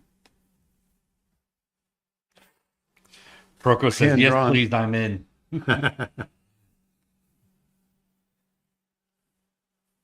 Oh, let me save this one as well. Okay, so now let me go back to here. Whoops. Proco also said, we both have some cameras and lights. We can make it happen. We can. We can. Indeed, we can. So now is where, this is where you want to make it not feel like it's been a digital brush. This is where I go in and paint by hand some of the straggling hairs. This is where it starts to come together. Oh, yeah. It's all coming together. And I'm going to go back and forth between a regular blend mode and a multiply blend mode to get push shadows.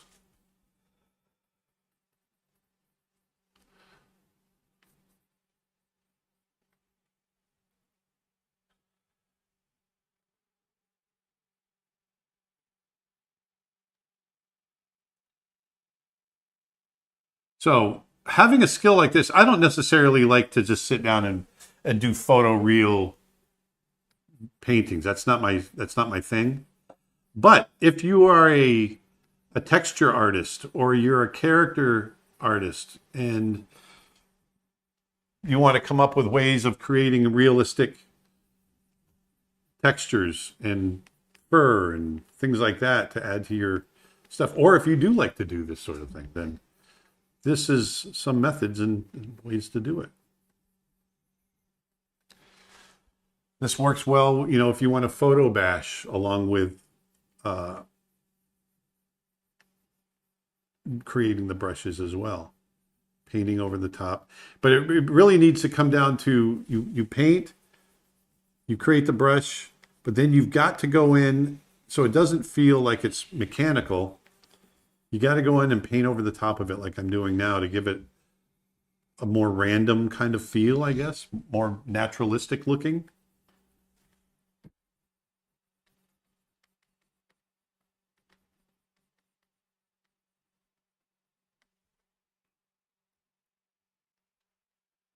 An updated Aaron Blaze at Disney World would be so awesome to watch. Aaron Blaze at Disney World. Disney World, yeah. Like another video of us going there. Oh, yeah. Kingdom or Epcot, you know.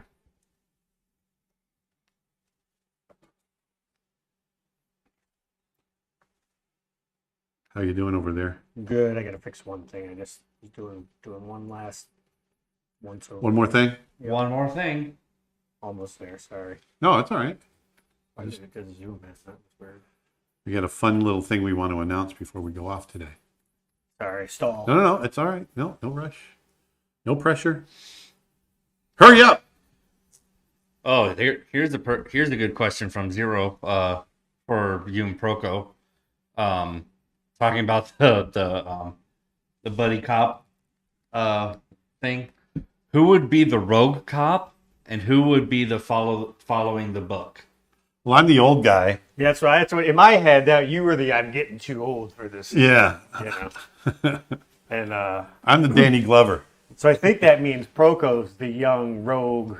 Yeah. He's the he's the crazy Mel Gibson. yeah. In the Lethal Weapon analogy, not in Lethal Weapon crazy. Yeah, I was Mel gonna say. Gibson, not real life. Yeah, crazy. not real life Mel Gibson. Got this hot shot from West Side. Meet your new partner, Proco.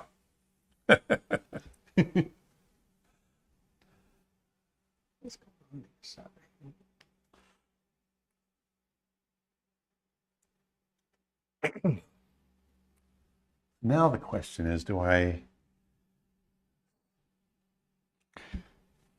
going to go on top. I'm just going to give it a shot. Proco responded, I'm definitely the hot-headed young gun. Crazy? I'll show you crazy. Hey, Mel. Lilo Rosh on Facebook says, Aaron Blaze and Proco going to the zoo with sketchbooks part 2, please. That would be fun. That was such a fun day. That was. What we need to do is get him here and see if we can pull a few strings and get some behind the scenes at Animal Kingdom Yeah. and do a video of that. Proco just said, but we're both kind of the old guy. I got 3 kids now, man. Yeah, that's true. Not really, but true. You do have 3 kids. I'll agree with that. That is an accurate count. Right. We'll give you that one. I'll give you that. Carl Nishino said, Old guy? No. on YouTube says, that line drawing is incredible. Well, thank you. Well, thank you very much. Still got some darks I got to put in here. But I'm going to do this first. All right, enough with the fur brush. That's the other thing too. Don't depend too much on your texture brushes. They're only going to get you so far. No, depend on them as much as you can. Yeah. Just make artwork like with nothing but texture brushes. Try it, I dare you.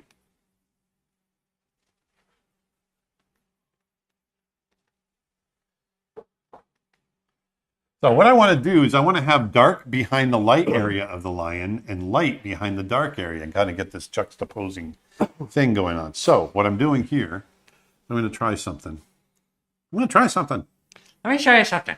I want to see, it'll give it a whole new world. A new fantastic part of you. It's all about value, right? Pretty good falsetto there, Dustin. Choir.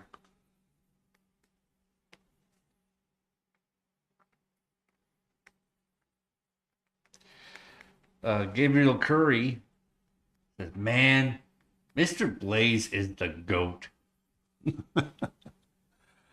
Well, thank you. Remember Goat Boy on Saturday Night Live? I loved Goat Boy. He was hilarious. I'm not sure if I like this as much or not. Ah, I did it right over the old. Let's see.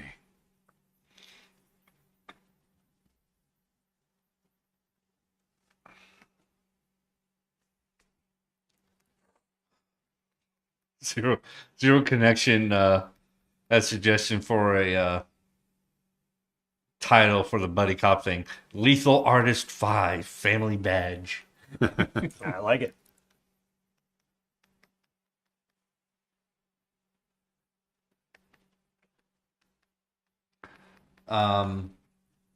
Could you briefly run through the layers as they are set up right now? Yes, 1 second as I try to see if I can salvage this. I wish your art can be shown at a zoo. It's so amazing. I don't know if I like that. It's taking away from the cat. I'm just going to do this.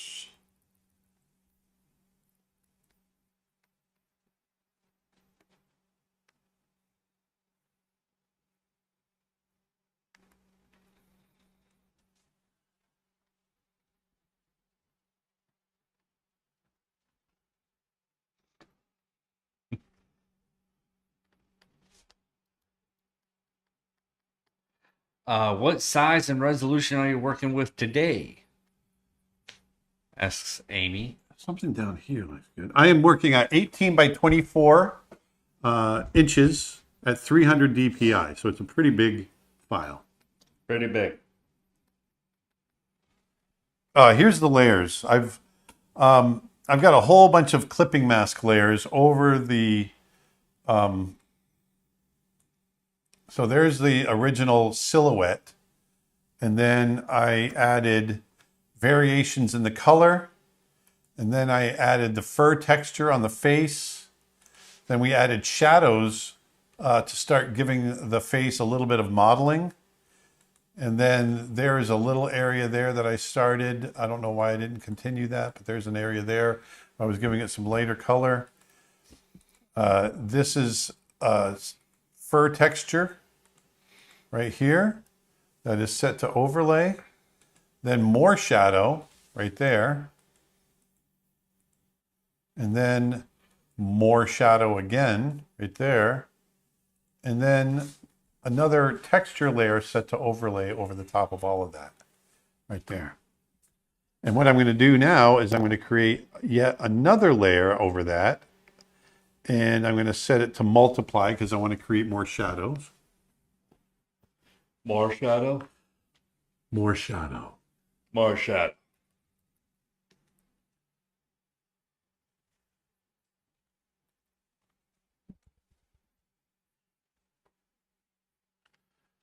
I got this weird thing that happens when it keeps happening.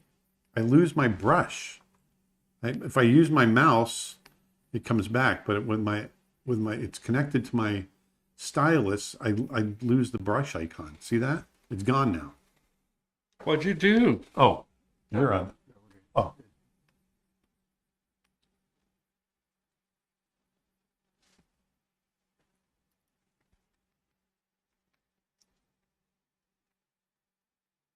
There it goes again.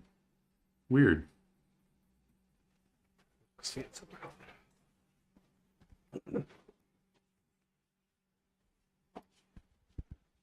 Yeah, you said that started happening recently, right? Yeah. I thought it was because I may have had too many documents open, but I've closed out all the documents and it's still doing it.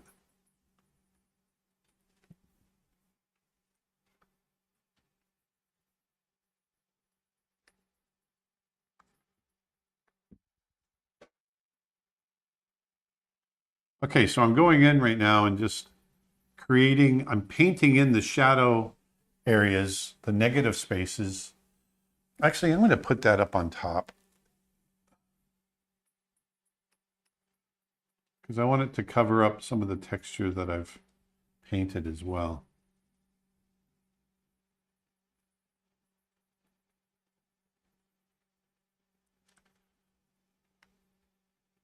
So what I want to do is just create these little negative spaces of shadow color. Because that's Chuck Williams is calling. Yes. Yep. Sorry, Chuck, you don't get an answer.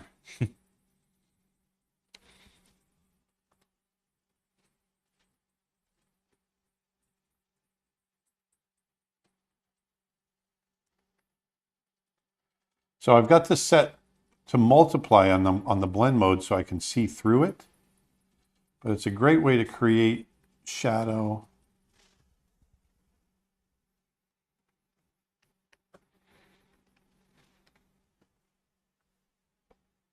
especially down in this area where it's just a clump of texture. I want to define this a little better.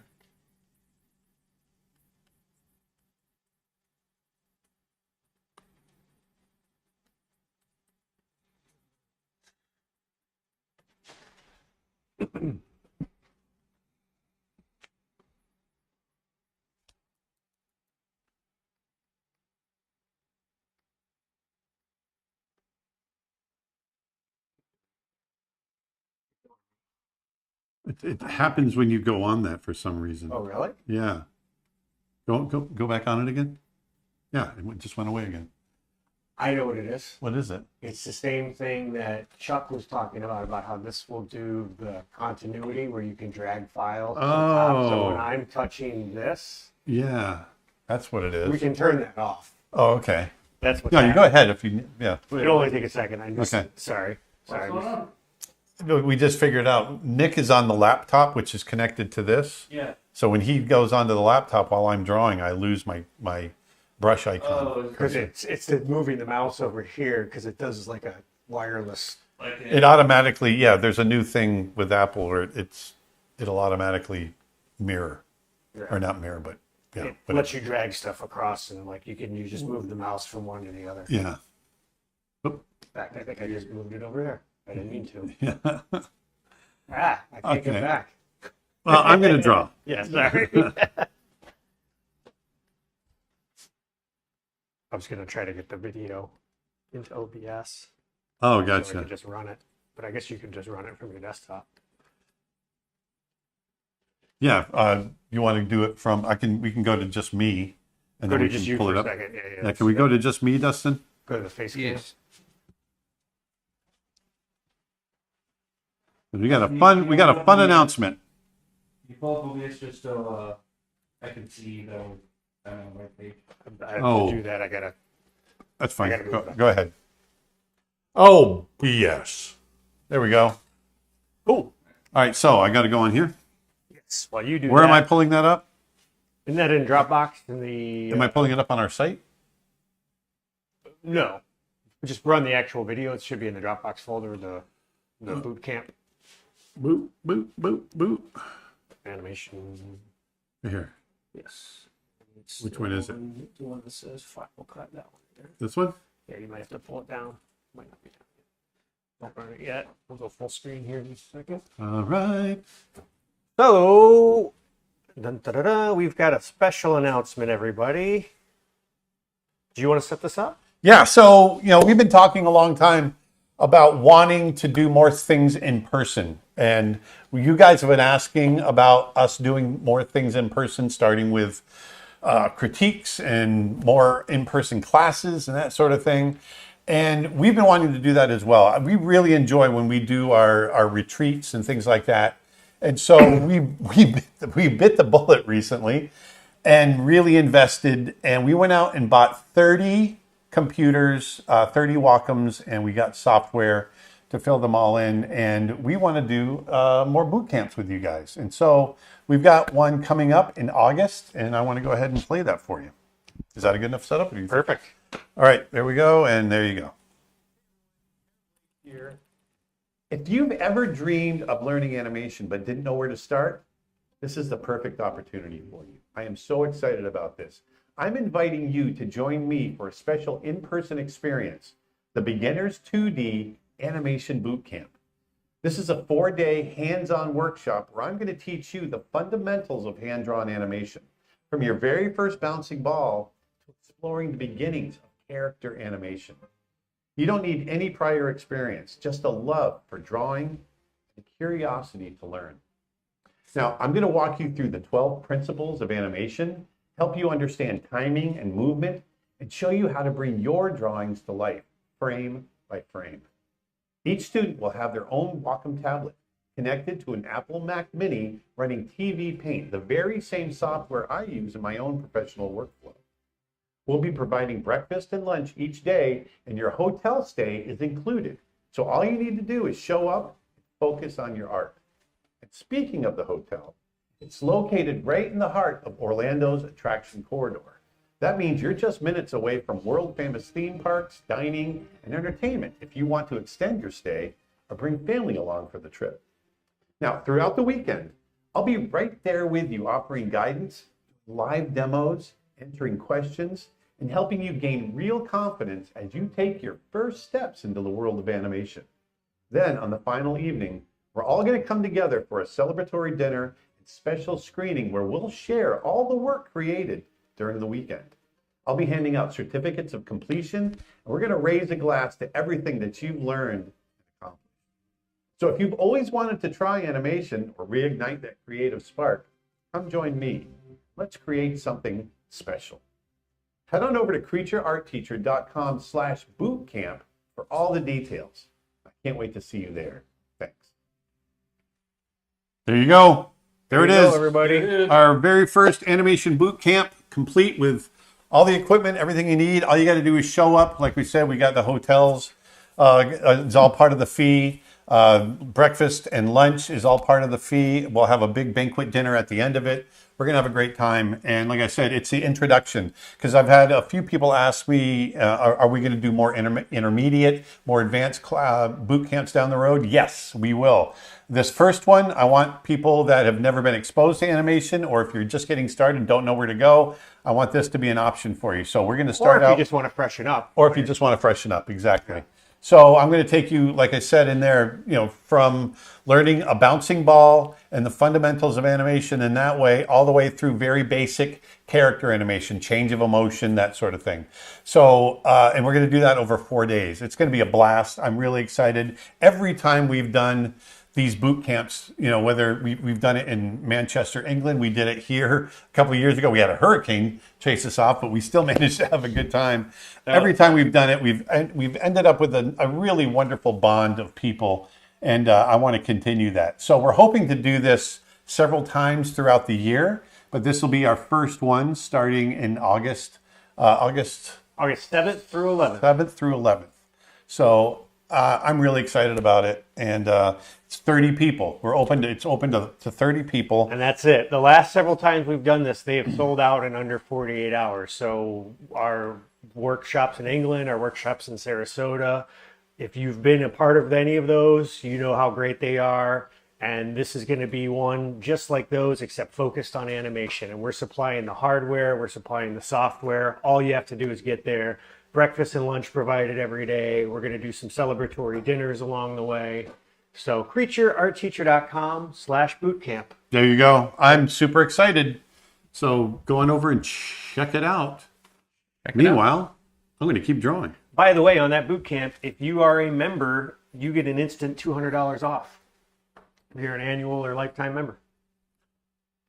And we also have early bird pricing until the 28th. Yeah, that almost pays for itself, doesn't it? I mean, sorry, early bird pricing until the 13th. I don't know why I said 28th. I was reading something else. I love doing these classes. They're so much fun. I love teaching, so there you go.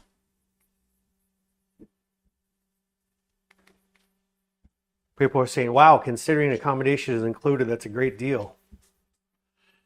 Yeah, it is. It's. I think it's a good deal, and it's pretty exclusive. Like I said, it's only open to 30 people, and it's right across the street from Universal. So when we did this before, we used the DoubleTree Hotel before, and people at the end of the day, they were able to go over to Universal and have some fun, and we were doing watercolor classes then, and it was a blast. Yeah, so this is the animation. You'll be able to walk, and when we're done at the end of the night, you can just go right across the street into Universal if you want. Islands of Adventure, the new Epic Universe Park just opened. It's right there. It's all right downtown. Also, the membership, I'm sorry, I misspoke. I said $200 off. It's $150 off, but basically the discount pays for the membership. Yeah. So it's totally worth it.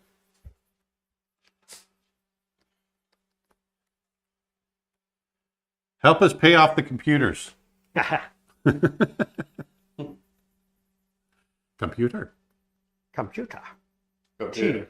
Tea, Earl Grey, hot. I think we're pretty much there. We're getting pretty close here. Bia says that's so cool. I'm in Brazil, so it's kind of hard, but I'll get ready for the next times for sure. We've got people that have flown in for these workshops from all over the world, so don't feel that you're not able to make it. But if you, we know it's not easy for everybody, but just so you know, you won't be alone if you're flying international. We've had many people do that in the past. Yeah.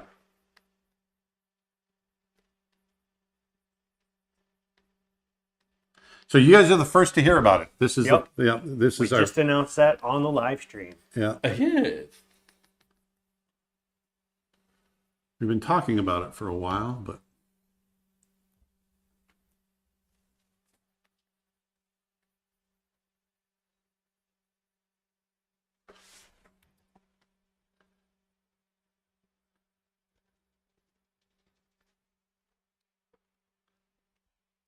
don't like that yellow. Don't like it.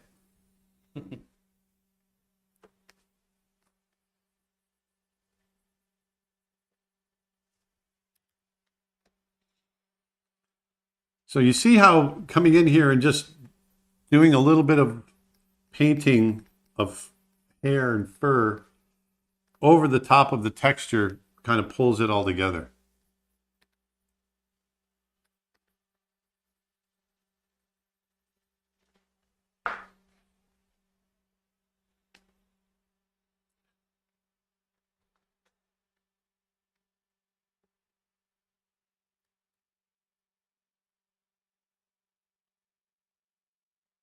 There we go. By the way, if you have any detailed questions about the boot camp, send an email to support@creatureartteacher.com and we'll help you there.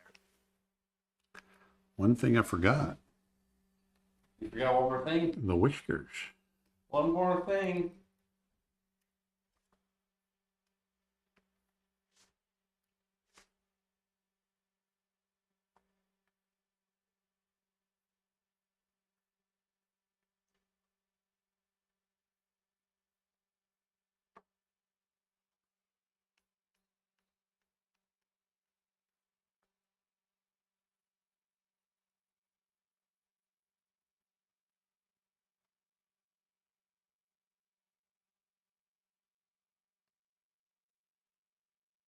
Is there a way for people to bring a friend or spouse? Yes, there is. Actually, when you go to the tickets, there's two types of tickets. There's participation as a single artist, and then there's participation as an artist with a guest, with a non-participating guest. So if you have a friend or a family member that you want to bring with you, so then you can go, this is right in downtown Orlando, so we knew a lot of people were going to want to come. So there's ticket options for both.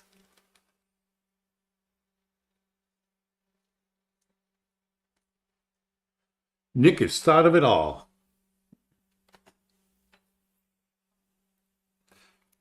We've had that in the past. Sometime in the past. Yes. And so that person gets included in all the meals, by the way. So there is an additional fee. They get included in the lodging and the meals, but they don't participate in the workshop if you bring a guest.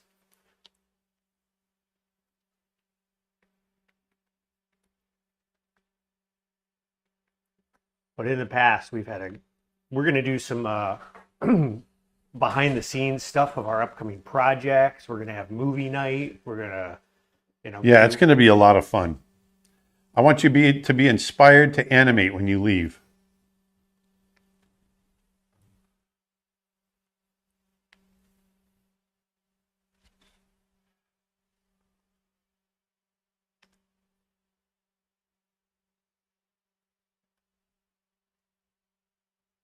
Okay, so I just flattened everything out, and I am going to set my blend mode on my brush to color dodge.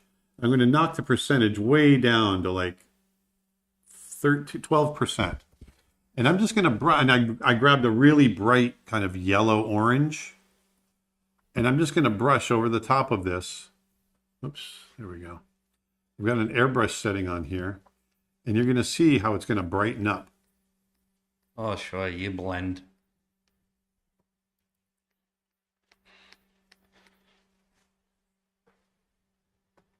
Do the non-participating guests get to observe the workshop? No. I mean, they'd be included in the meals, but if you're observing the workshop, then you're in the workshop, right? Yeah.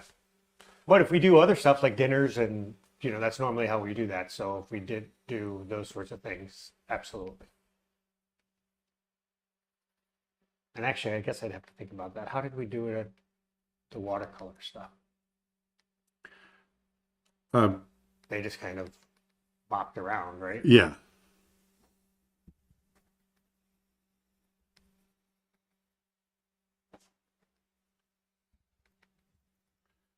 I mean, basically, if you're in the class, then you're participating because I'm giving out information. Stefan asks about the housing. Can we arrive and stay the night before the camp begins? We definitely can work something out with you on that. The event starts on the Thursday. Well, that first day is meant to be sort of an arrival. The arrival day, and Yeah. we'll have a little evening. So we'll be event. doing stuff that evening.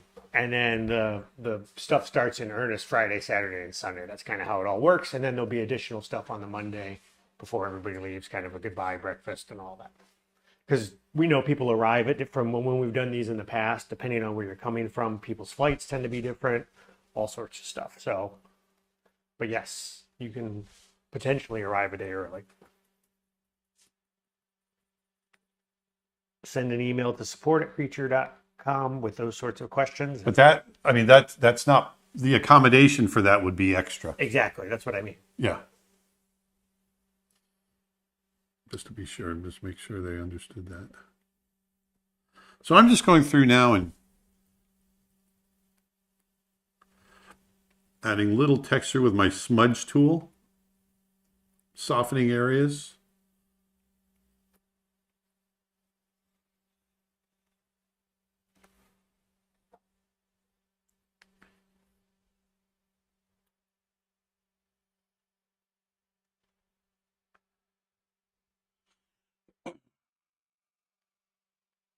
I think I'm going to do one more thing. I'm going to go into my filter. And I'm going to go to Blur Gallery and Tilt Shift. I'm going to turn it this way. I'm going to open this up out here. So that'll all stay in focus.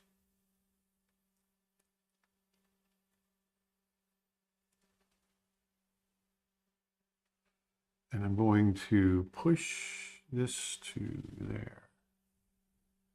Let's push that to 33. See what it's doing? So I'm creating, oops, come on. It's thinking. See how it's pushing the fur on the edge here? Let's turn this a little bit.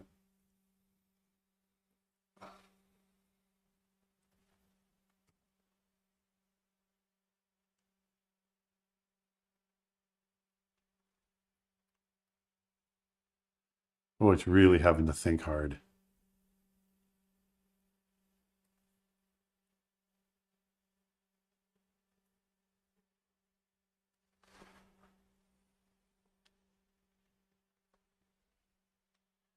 There we go.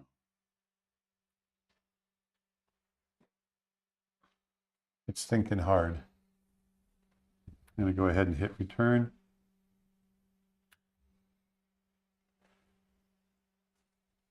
Might be too much, I don't know. Which big cat is bigger, the tiger or lion? Tigers. Tigers? Yeah, Siberian tigers are the biggest of the big cats.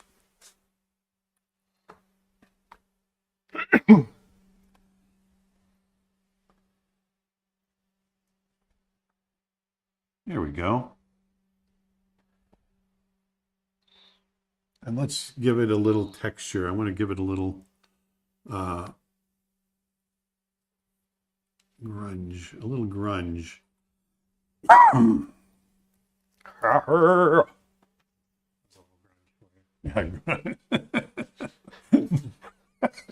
That's so bad. It was funny. What was even that? It worked. You knew it was a little grunge, right? It was funny.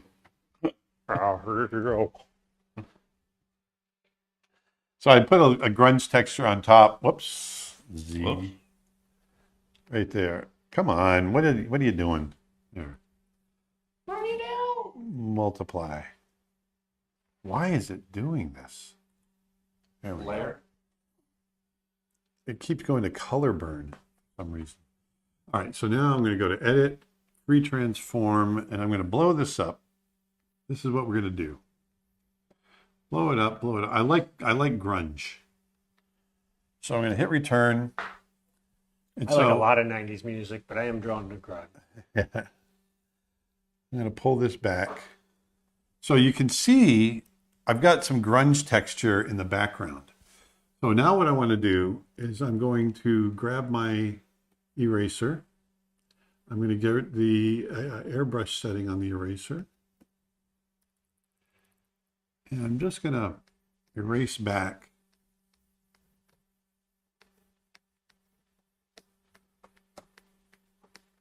Get that nice and bright. Brighten that back up. Zero Connection asks, question, Aaron regularly flips the drawing when doing digital paintings. I'm do. curious, do you do this when you're working on keyframes for animation? Yes, I do. I do it with almost all of my art. All the time. That's a good question, actually.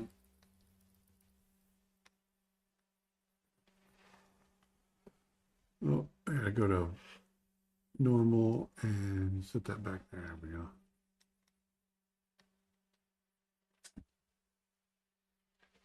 There we go. Here we Coming go. together. So here's another thing you can do. Let me show you something. Let me show you one more thing.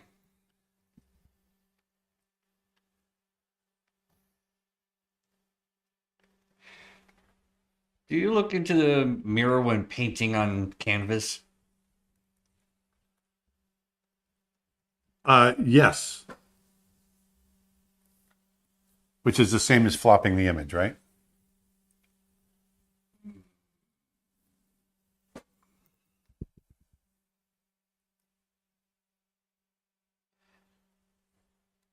I think he's either talking about that or No, it's that's what they're talking about. Flopping the image. When you look in the mirror, you're looking at it in reverse. Okay. So now what I'm going to do is I'm going to put a layer on top. I'm going to set it to overlay. I'm going to come in here to the nice cool blue. Maybe a little too blue. Come in here. I'm going to, just as an experiment,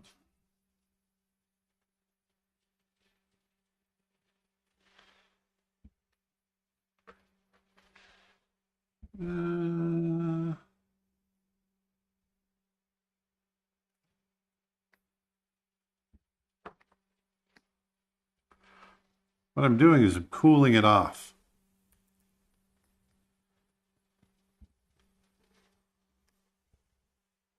See, I'm cooling off those colors in the shadow area. That feels nice. Just cooled it right off. It's quite nice. I'm going to go a little bluer with it now. Just to experiment.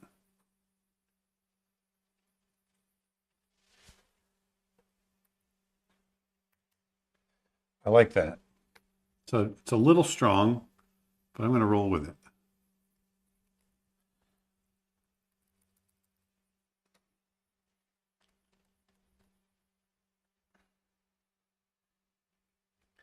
I can always pull it back a little bit.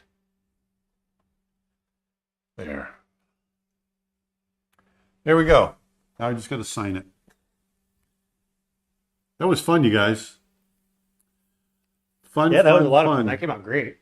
Till the daddy takes the T-bird away.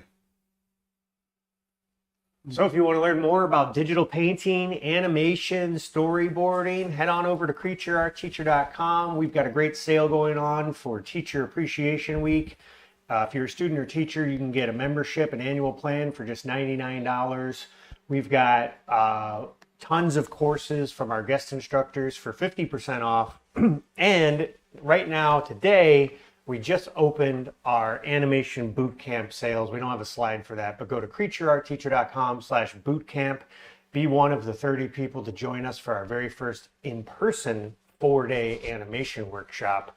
It's going to be awesome. It's going to be a blast. They always are. I always enjoy doing Here's it. the camera. And I can't wait to see you guys.